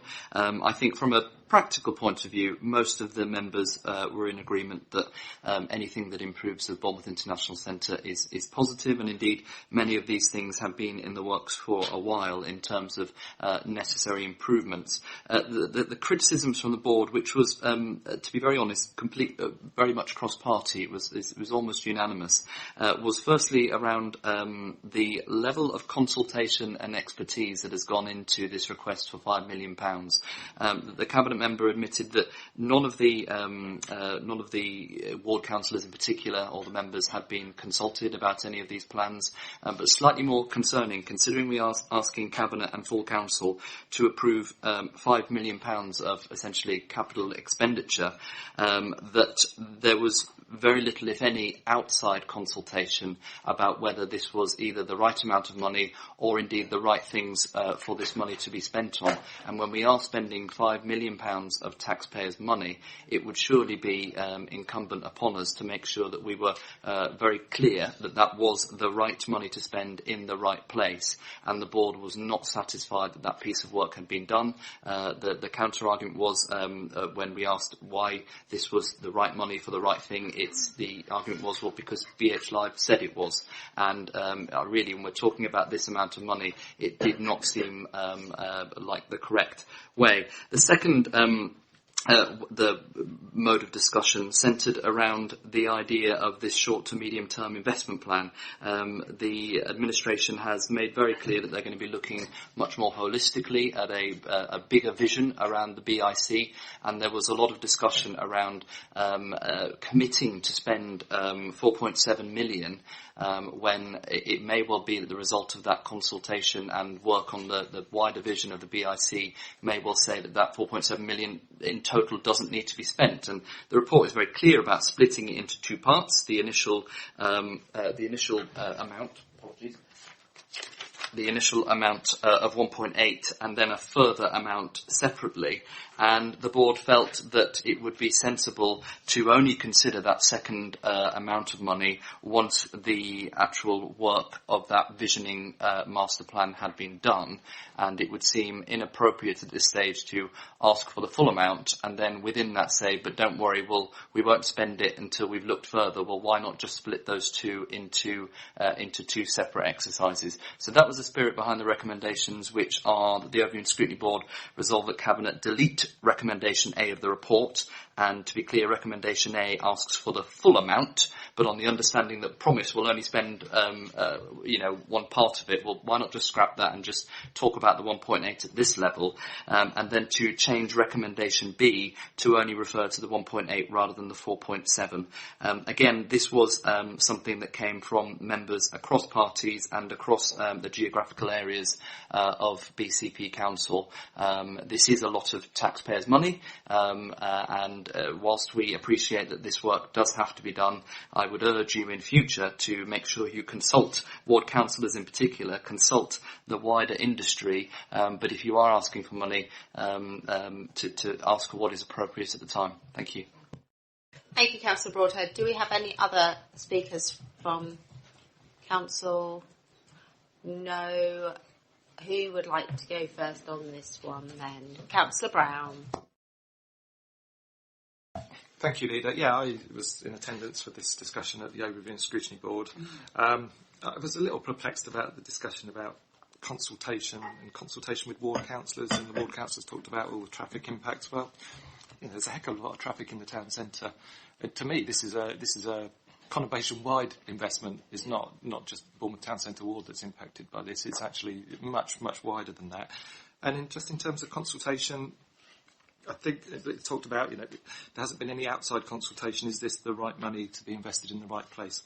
Well, the report quite clearly states, I think, from paragraph 11 onwards, 11, 12, 13, 14, about how these proposals have been put together by working with IPW, a specialist consultant within the area of entertainment and conference facilities. They were giving a brief, and I understand that they are the leading consultants in this area.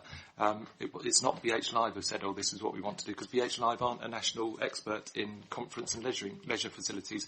They're good at running our conference and leisure facility there, but they're not an expert in everything that goes on across the country. IPW are, which is why we've paid professional consultants who know what they're talking about to look at this, do the comparisons, do the detailed work, look at what BH Live are saying our priorities are and what projects will deliver against that and which ones are high, medium or low priority. That work has been done. It's detailed within the report. So I don't accept that there hasn't been adequate outside consultation or consideration of whether this is the right sort of investment in the right place. There absolutely has. Otherwise, why are we spending the money to employ external professional consultants? And I trust their opinions. And actually, looking at what they say and knowing what I know of the bit, it looks to make sense to me. So I do refute the fact about consultation. We can't go out to public consultation on asking people what colour paint they want on the walls in the Vic and what colour carpets we should have in different rooms. This is something we need to get on with. In terms of the investment and the recommendation from overview and scrutiny about just investing the 1.8 million rather than the 4.7 million at the moment. To be honest, the 4.7 million investment is a short to medium term investment. If we're just looking at approving 1.8 million, then that's just very short term. And the question's just been asked, why don't we split it? Well, why don't we split it is because of confidence. Those sorts of major organisations that are looking to book our conference facilities need the confidence that we have plans to invest and improve those over the years, not just over the next 12 to 18 months when their conference might be in 2-3 years' time. They need to see in black and white what we're planning to do and what the improvements we're making. We need to have that confidence in this market, and we need to book those medium and longer term bookings ahead. If we're saying, well, actually, we're going to dabble around with 1.8 million and we'll think about the rest later, that's not good enough to me. We need to make this commitment. If it changes because of the long-term plans that we've got for the Vic, fine, it changes. But we need to lay down a marker and say this is what we're looking at doing. We're looking at £4.7 million investment. We get confidence in that market. We get longer-term bookings. That's why we need to carry on with the recommendation we've got here and not what overview scrutiny are recommending. Thank you, Councillor Brown. I just draw attention to paragraph 18, which confirms that the plan work, only year one spending will be committed to in advance of the findings of the BIC's long-term development options. So therefore, although we are putting together a longer-term package, the commitment is in stages. Speaking as I find it a little odd to suggest that there's no consultation. I would imagine that the feedback from conference organisers over the last few years has been, good God, this place needs a major overhaul. And having been to political conferences in the other cities that are on the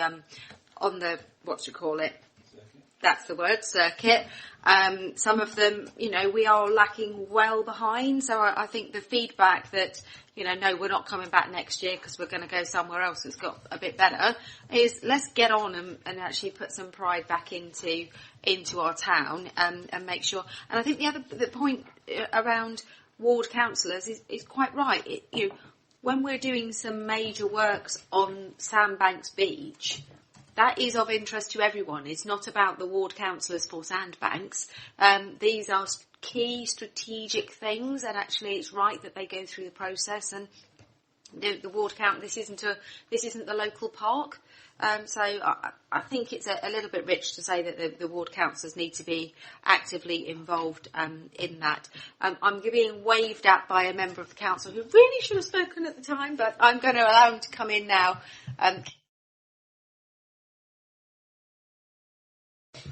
I think the concern about the commitment of the 4.7 at one go was the fact that all the work was going to be tendered as one at the start. And if the longer-term plan then changed things, it would actually result in possible cancellation charges for work that was maybe contracted in principle, but then subsequently cancelled, which could have incurred costs. And that was the principle behind the objection and limiting it to 1.8 at this point. Thank you. Thank you for your clarification, Councillor Bartlett. Can I get Councillor Allison to clarify cancellation and abandonment costs? Can I just check if anybody else wants to speak on this? So if you could just clarify on that point, and then we'll go to Councillor Rice and others before coming back to sum up. Yeah, so with that, I think I want to speak really to the motivation really behind having the 5 years.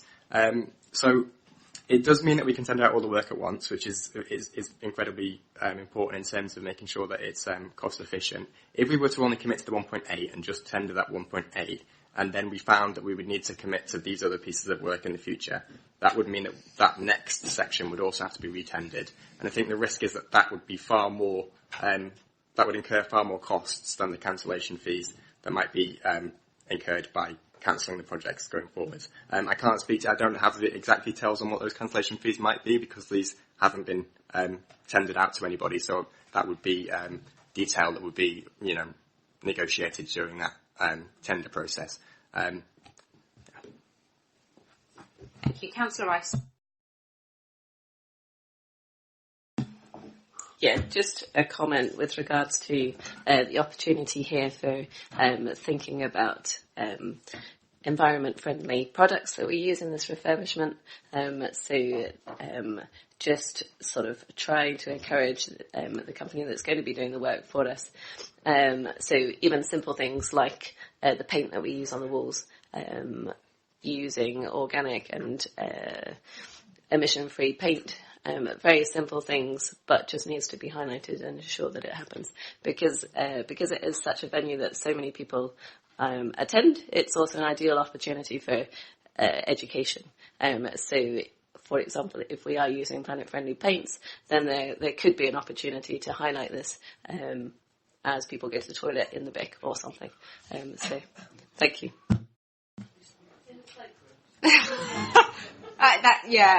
Clarification there. That I'm just urinating all over the corridors. It's not that bad in there. Councillor Hadley. Yeah, I think I just want to partly to echo Councillor Brown's point that the this market, it works on very long-term principles, and I think what we're setting in saying, giving some stability for the 5 years is about saying this is the low water mark. If we're going to change it in 2 years' time, it'll be for the better. So it's trying to say we've got to improve this on an ongoing basis and at least commit to spending 4.7 million over the next 5 years, and potentially, depending on the more longer-term study, more.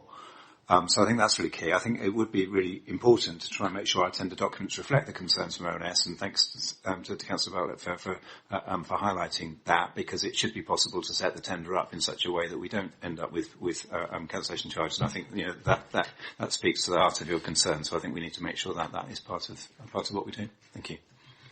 Just looking for a nod from the officer concerned to make sure that it's coming from members and officers understand that. Yeah, thank you very much, Mr. Rogers. Councillor Dedman. Sorry, I thought you were looking beyond me for a moment. I was looking at the officer. Oh, right, okay. Hello, wherever you are. Sorry, no, thank you. Yeah, so my experience of the BIC was soured when you got rid of the swimming pool and the wave machine. I mean, that was when I still regret that. Yeah, absolutely, absolutely. But no, I think on a more serious note with all of this, we have to be ambitious. And I think that is the whole point of the council. I agree with Councillor Rice, though, that we should make every effort to bring in eco-friendly materials. And may I recommend hemp wallpaper? It's the best. Any more interior design recommendations for anybody? No. Okay. Anybody want to add anything else before we enable Councillor Allison to sum up?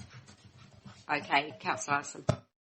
Thank you very much. So I think this is very exciting. I think it's really, really important. As people have been saying around the table, lots and lots of people come and visit Bournemouth, and the BIC is one of the main reasons that lots of people come here. It's our public face, and it doesn't give the impression of the Bournemouth, I think, that we want to have. I think it's very important that we commit to the full amount, and that we are, beyond that, committing to making sure that our international centre is as competitive as possible in the future. So can I confirm that we're going with the recommendations as originally tabled, but with the addition that the tendering document will be constructed in such a way as to minimise cancellation and abandonment costs? Yes. Are we content with that? Sarah, have you captured that? Okay, so with that in mind, can I have all those in favour? Excellent, that's unanimous. Thank you very much. Moving swiftly on, we've done our agenda item 12, agenda item 13, Super Hut Development, Fisherman's Walk. This is also being presented by Councillor Allison. Do you have a second? Councillor Wilson, thank you very much. Thank you very much. So this paper seeks to have a development of super huts in Fisherman's Walk in Southbourne. This is part of an ongoing scheme of these opportunities where we build these super huts and sell them on, beginning from about 2007. This will be the 7th of those projects that's been done. Their intention is to develop, to bring in capital income so that we can develop other seafront projects and to ensure continued investment on our seafront. They're very low risk. We've done many of the projects before. The teams that we have in tourism are very, very capable of delivering them and well within side of the expected returns. This is a capital investment from us of 454,000, and that would leave us at the very low end of the expectations with a net return of £280,000, which signifies to us a 61% return in investment, which I think is extremely good. There was a few points at ONS which I thought were really positive. One of them was to find ways of making sure that, as with the conversations just there with the BIC, that we find ways of making sure that the developments are environmentally friendly, that they consider lots of green options, and some concepts around natural habitats and other ways we might be able to incorporate those. And the other was to try and find a way to ensure that there were some beach huts, because of the nature of beach hut, because they're a luxury item, there are quite a lot of members of our communities where they're unable to afford those or unable to have them. But we did feel like there was some leeway there where we'd be able to find some options for community groups or people in the third sector to find opportunities to allow people who wouldn't normally be able to use beach huts to use beach huts on a temporary basis. And whether or not it is specifically one of these from this development remains to be seen, but we have had conversations in the past as a Cabinet and with Councillor Wilson about finding ways to make that happen. So I will continue to endeavour to find something we can do on that. Councillor Broadhead, did you have any specific recommendations? No. Any other members of the council? No. Okay, so throw that open. Anyone on the Cabinet wishing to speak about this one? Councillor Devon. Yes, thank you.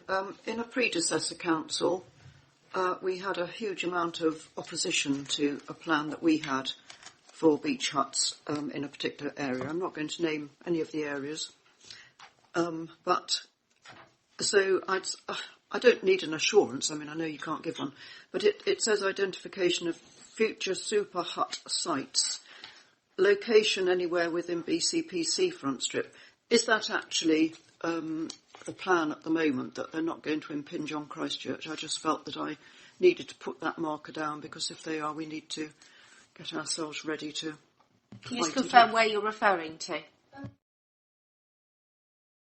On page 193, on the actual, the proposal. I mean, I know we're talking about Fisherman's Walk now. I just wondered if there's any plans to basically pepper the whole area with them. So I think this report is only talking about this particular site. Obviously, any further sites elsewhere would need to go through a process. So I think we need to try and keep on track, because otherwise we could be here all day talking about where we'd like beach huts and not like beach huts.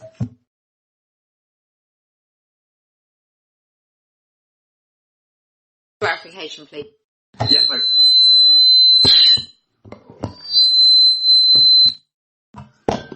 Yes or no would be fine. Just to clarify, yes. So the current scheme is just a strip of land of Fisherman's Walk. Where exactly they're going to be placed is still not been decided, but it is quite a short range. It's only.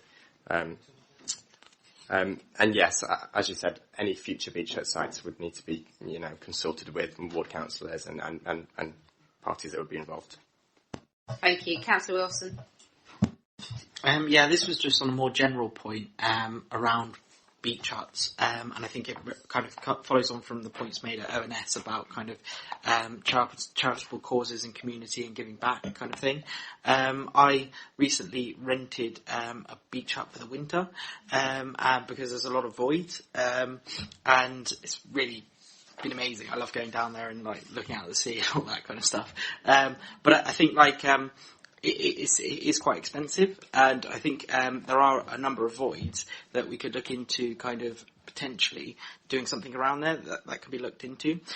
Also, I think that the payment plans for, I think we should look into payment plans for people who can't necessarily afford it. A one-off payment of, I think I paid around £500 or £600, which nearly put me in my overdraft. So, like, I think, like, I think that, like there's maybe a payment plan or something that we could look into. But these are the conversations we've been having and we're raising. But yeah, I really support the recommendations in the report. Thank you, Councillor Wilson. Anyone else wishing to speak on this? Councillor Hadley. Thank you. Obviously, these are for 25-year lease sale, and I just wonder whether we're looking at any super huts within our wider brief around rent, because we're doing other schemes where we're investing to create income rather than a capital receipt. And I don't pretend to, I don't know whether section always further back where our finance leader is, but I don't pretend to understand all the intricacies of the way in which that all works. But it seems that in other schemes we're looking to create revenue to support our revenue position, and here we're looking at a capital scheme. Is that appropriate for elsewhere? And it plays, I guess, to Kieran's point in terms of enhancing the rental elements on the seafront. Yeah, so the intention is to bring capital receipts mostly to fund other seafront projects. As you say, it's a 25-year lease, so the first lot of these super huts were built in 2005, so in 2030 it will come back in, and we then have the option whether or not to retender them out in the same way and have the same capital receipt income, or, as you say, we could rent them out and have revenue income going forwards. Just to clarify, we have other beach hut projects across BCP which are being delivered for rental. So it's actually about having a mixed tenure across different types. Okay. Anyone else wishing to speak on this, or shall we go straight to the vote? So we're not including the recommendation that one of these huts is retained, but we are going to look to our overall options around what can we do to make sure that people who certain other groups are able to access beach huts. Okay, so we go to the vote. All those in favour? That's unanimous. Thank you very much. Moving swiftly on then to agenda item 14, pool regeneration, which is being presented by Councillor Howell. Councillor Howell, do you have a seconder? Councillor Allison. Thank you. This is an exciting opportunity we have in Poole to kickstart regeneration and revitalisation of the town centre. The report is mainly a series of just technical items, for example, transferring of funds from one budget to another, like essentially the Heart of Poole budget, and various other establishing of structures. That's actually how this is going to be delivered internally. But I'll just talk a little about what its aim and purpose is, as I think people will be more interested in that. Obviously, there's been a lot of publicity recently, last few days, about it, which has tended to focus on the movement of the train station. Actually, what this is really about is a master planning exercise to cover the whole of the town centre. That means everything from the Dolphin Centre area, which is known in council as Town Centre North, and the High Street down to the Quay and Old Town and across into the regeneration area. It's likely that that is going to be a staged approach, but our intention is to have a mini competition procurement process where we select a master planner, and that master planner will go ahead and prepare a comprehensive master plan of the town centre, which will give investors and other people, businesses, interested parties, more confidence in where the council is going in terms of regenerating pool and show that we're an active and willing participant in the regeneration process. Most people will be aware that the previous pool council started a heart of pool process, which was restricted to the area adjacent to the Dolphin Centre, Seldown Car Park and the leisure centre. What this exercise does is expand upon that and to take account of particularly three issues. Firstly is the need to take a whole pool town approach, which I've already discussed. Secondly is to address the likely closure of the level crossing. The level crossing is deemed by Network Rail to be the third most dangerous in the country and the most dangerous in the southwest. And they are also unlikely to allow additional trains to run on that track, something which we need in terms of being able to improve sustainability and public transport links. And they're unlikely to approve that until the level crossing is closed. But because of the nature of the level crossing itself and the fact that the barriers are operated from Basingstoke, the barriers are down a lot anyway in any hour, approximately about 20 minutes, I think. So it's a real urgency to develop a solution to get people across from the Dolphin Centre to the High Street and back again in a way that is pleasant and attractive, so we don't end up dividing the town by any potential closure of the level crossing.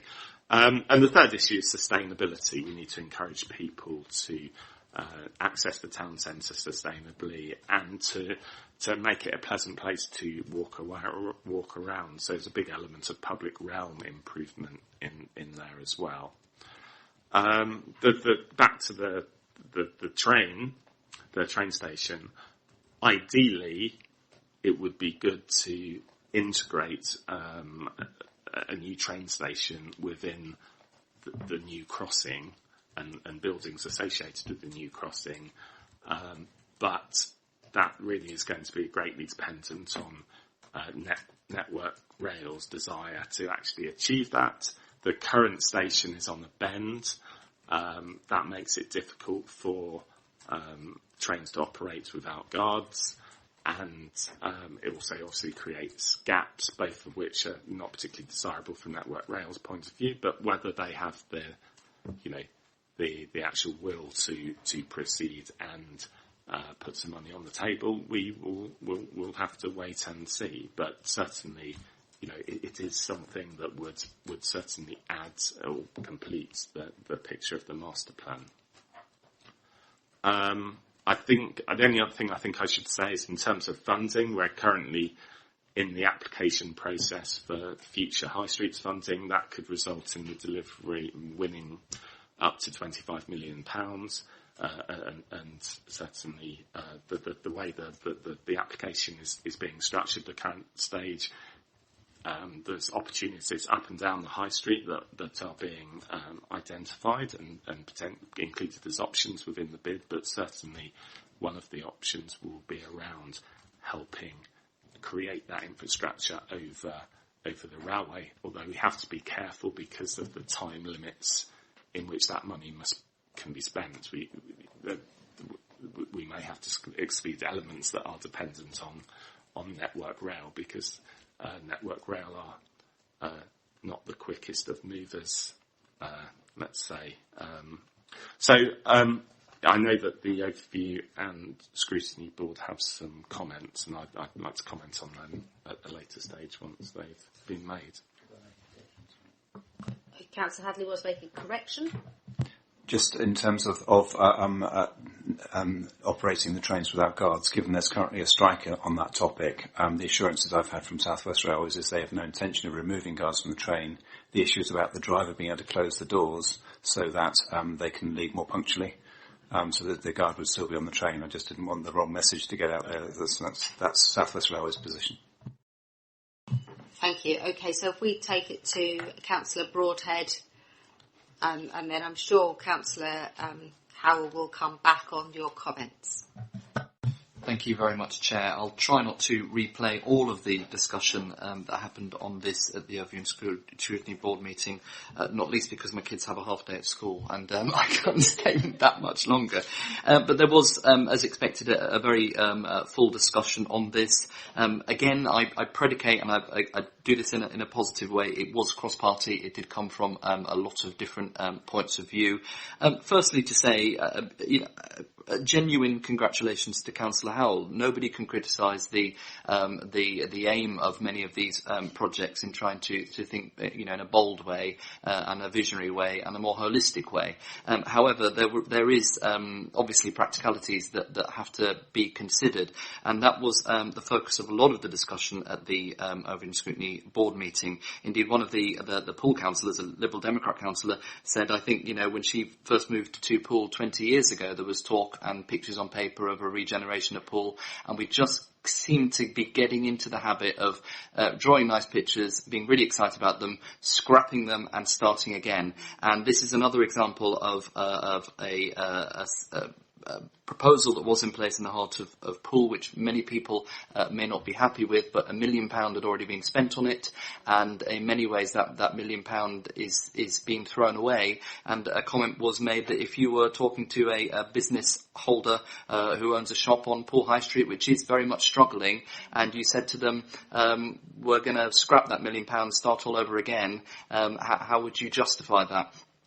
The other point that was made, many of us, including some of my colleagues, have been involved in discussions with Network Rail on other issues. The Boscombe Folkestone lifts being a prime example, 10 years in the making just for them to admit that the lifts aren't there and need to be done something with. And the report itself does predicate the discussion with saying, rail infrastructure schemes can take 4 to 5 years minimum. And there is a very real danger that if we start again around the central premise that we want to work with Network Rail, then there is every real chance that we'll be sat here in another 4 or 5 years' time complaining that Poole High Street is unloved and we haven't done anything about it. So that was the spirit of the discussion. Hopefully the recommendations are pragmatic. The first recommendation is that Cabinet be recommended to work to build on existing work already done in the development of a revised master plan for Poole Town Centre. The idea of that is, do we have to start everything again and kick it down the can once again and potentially be sat here in years saying, well, we drew some more nice pictures, but we still haven't tackled the solution. So pragmatic solutions, parts maybe of the Heart of Poole scheme rather than the whole of the scheme. Pick it up and start doing stuff. Councillor Howell in the meeting made the comment that Poole has a perception problem. I think we all agree with that. However, his argument was if we do some good marketing and show we've got vision, that will solve that perception problem. I'd respectfully disagree and say that the way to stop that perception problem is to do stuff, not to draw stuff. So that was the first recommendation. The second recommendation talks about the further work and asks that the revised master plan for the Poole Town Centre be received by the ONS board for scrutiny once developed and prior to wider consultation on the master plan. And again, whilst we accept that it always does come through to ONS board, we're trying to be helpful, and the earlier we can have sight of that and to hopefully positively work on that, the better. And then finally, one of the things that Councillor Howell hasn't talked about is one of the recommendations in there around the compulsory purchase order strategy and the approval in recommendation E of the development of such a strategy. And there are many valid points around using the threat quite often of CPOs in order to try and bring discussions to the table and potentially force issues. However, those of us with long experience of CPOs know that not only are they never as easy as we would like or sound, but actually that the government is very, very clear that CPOs are only to be used as a last resort. It's therefore very hard to see how you can have a strategy about last resorts, because normally the last resort comes at the end. However, he is committing in this report to having a CPO strategy, and therefore the Overview and Scrutiny Board resolved that the acquisition and compulsory purchase order strategy again be received by the ONS Board for scrutiny once developed. I would urge Cabinet to think very, very carefully about this. Everybody loves a good vision, but I think Poole has been neglected for too long. We've had a series of stop-starts in terms of its regeneration, and as we know, there are some well-publicised issues around current regeneration schemes, including of the Dolphin Centre, which look like may well not go ahead. And kicking the revision down the can for a further 4 or 5 years may not be the best thing for Poole in this circumstance. Thank you, Chair. Thank you, Councillor. Any other members wishing to speak on this one? No? Okay, so we'll throw that open to Cabinet. Anyone wanting to speak on this one? Councillor Moore. Yeah, thank you, Leader. Yeah, well, I welcome this paper. The regeneration of Poole Town Centre, as we all know, is much needed. I can go back on Poole Council 20 years, and we were talking about it then, and we're still talking about it, but I've actually lived here an awful lot longer, and I can remember when the Dolphin Centre was built back in the 60s and oh yeah, I wasn't living there then though, I was living in Bournemouth then, because that's where I come from originally, yeah. Anyway, I've been very aware over the years of all the problems standing in the way of regenerating the centre of Poole, but hopefully this time this council will make it happen, and I support this all the way, but please continue to be ambitious and do something quickly, because I'd like to live long enough to see it happen. Thank you. Thank you, Councillor Moore. I'm sure you'll live for many, many years beyond the next iteration after this one, when the Dolphin Centre is called something else. Councillor Hadley. Oh, go on then. I was, trying to... Cheers. I was just picking up on a point that the Chair made around recommendation E. I'd just like to emphasise it's an acquisition and a compulsory purchase order strategy, so it's not just a compulsory purchase order strategy. And I think it's important, no matter what the size of the document, or it's to have an idea of what you want to do. And I think that's the kind of the spirit and the principle of it. So I think that's better than not having a strategy at all. Thank you. Councillor Hadley. Thank you. Yes, it's notable actually that some of the difficulties in Poole come from the infrastructure that was put in the 1960s, including the road system, but also the Dolphin Centre. I think the bit I actually very much welcome the suggestion that we should get on with it and do some stuff, because I think that's actually key to moving things forward, and also giving people confidence that things are moving forward. It's a bit like we were talking about the BIC a minute ago. But there are areas like, and Councillor Howe outlined in some detail around the level crossing, but I've been trying to get some what's called Dorset. Forgot the name of it now. But effectively, the railway to have a local service through Dorset, and Network Rail Dorset Metro. Thank you very much. But Network Rail are adamant that they will not do that with the level crossing as it is. Our level crossing is a real problem. Wareham level crossing is also a problem. Swanage Rail, we are running trains from this summer through to Swanage to Wareham. We'd love them to come through to Poole and Bournemouth. It would be part of the tourism benefit, but also impact for people working in the conurbation living in the Purbex. And that isn't going to happen until we fix the level crossing. So we've really got to get on with it. And I think the other bit is that Network Rail claim, and again it's a claim, that they have become more responsive. They've regionalised their operation, and they are working closely with us. And in next financial year, they will be looking at a rail strategy for Dorset specifically. So I think there is a willingness to engage. But I remember how long it took to get the footbridge over the Hamworthy branch line, which didn't even have any trains on it, and that took a very long time. So I don't underestimate the difficulty. Thank you. Fantastic. Anybody else wanting to speak on this one? No. Councillor Howe, should we go back to you for some clarification? Yes. I'd like to point out that in the Overview Scrutiny Committee, I did say that we needed a marketing exercise to attract investors based on a thorough and attractive master plan, but I also did say that we need to focus on delivery as well, and the master plan will all be about delivery.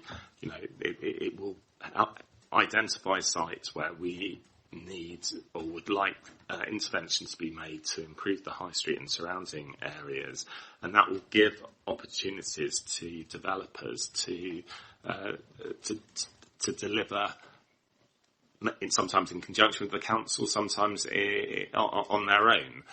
We very much want to be a willing partner in this, and actually we are already investing or about to invest in the high street as a consequence of us winning the Heritage Action Zones funding of, with match funding, it amounts to £1.2 million. It's really important that we don't get dragged into a piecemeal approach. This is what has happened time and again in Poole, is that people say, oh, it's not deliverable, let's do something less deliverable, more deliverable, but as a consequence, you don't have that broader effect to lift the quality across the town centre, and that's really what needs to happen. We need to look at the town centre at a granular level and say, identify all the issues and bring it up, and that's how we increase the values of developable land and make it more viable for developers to actually build out. In terms of the Heart of Poole project, I'd like to point the Chair of Favouring Scrutiny to point 18 in the report, where it says, much of this work, for example, highways infrastructure design, surveys and land title searches, will have continued relevance for the revised master plan. The master planners will have access to the Heart of Poole materials. If they are in agreement with them, they can even incorporate those into their wider master planning advice. So I would say that it's incorrect to say that much of that investment would be wasted. Finally, on the CPO strategy, I think that firstly, in addressing the recommendations, I would say that the first one builds on the existing work of that's been done on the Heart of Poole. I wouldn't want to fetter the discretion of the master planners, so I'd prefer if we change to build on, is to give due consideration to. In terms of the review of the master plan by the board, I think it's appropriate that the board reviews it before it enters the consultations stage.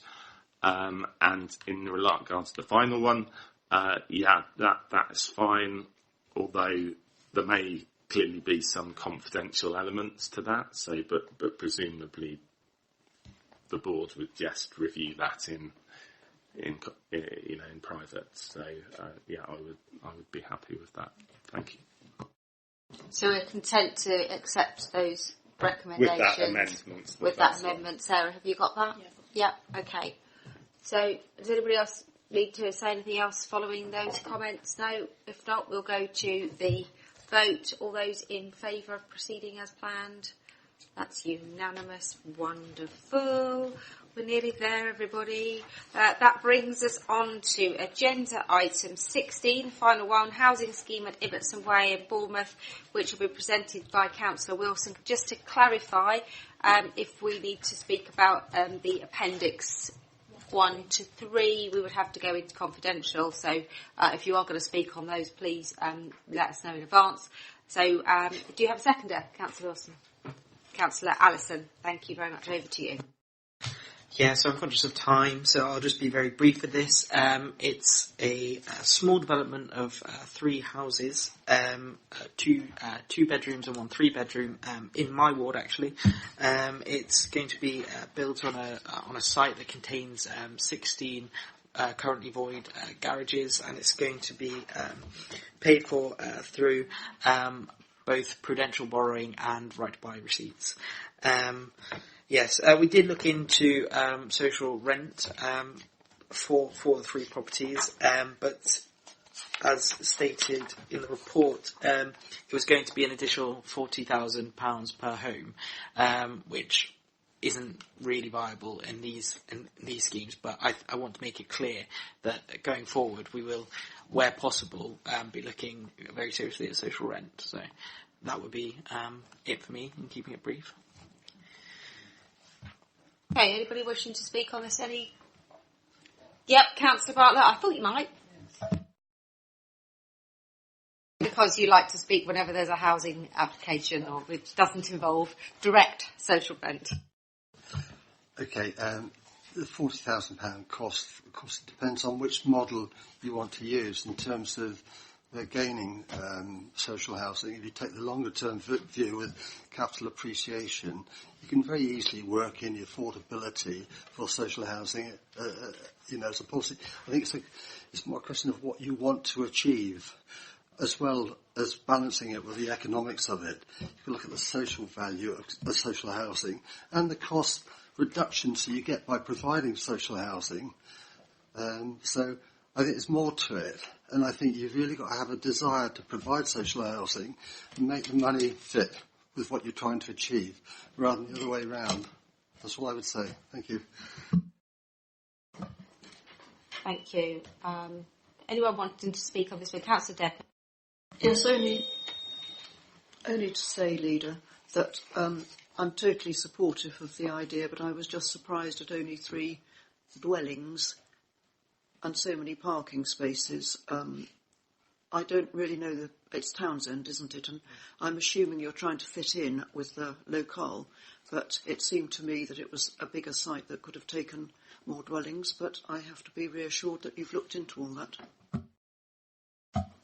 Yeah, I'm happy to give that reassurance, and it is only a small kind of infill site, which is a lot of these kind of areas around Townsend and in my ward. And just coming back on to Councillor Bartlett, onto his point, it's definitely noted, and I just feel that this scheme wasn't necessarily right for social rent. I would like to say that we are, capping it at local housing allowances.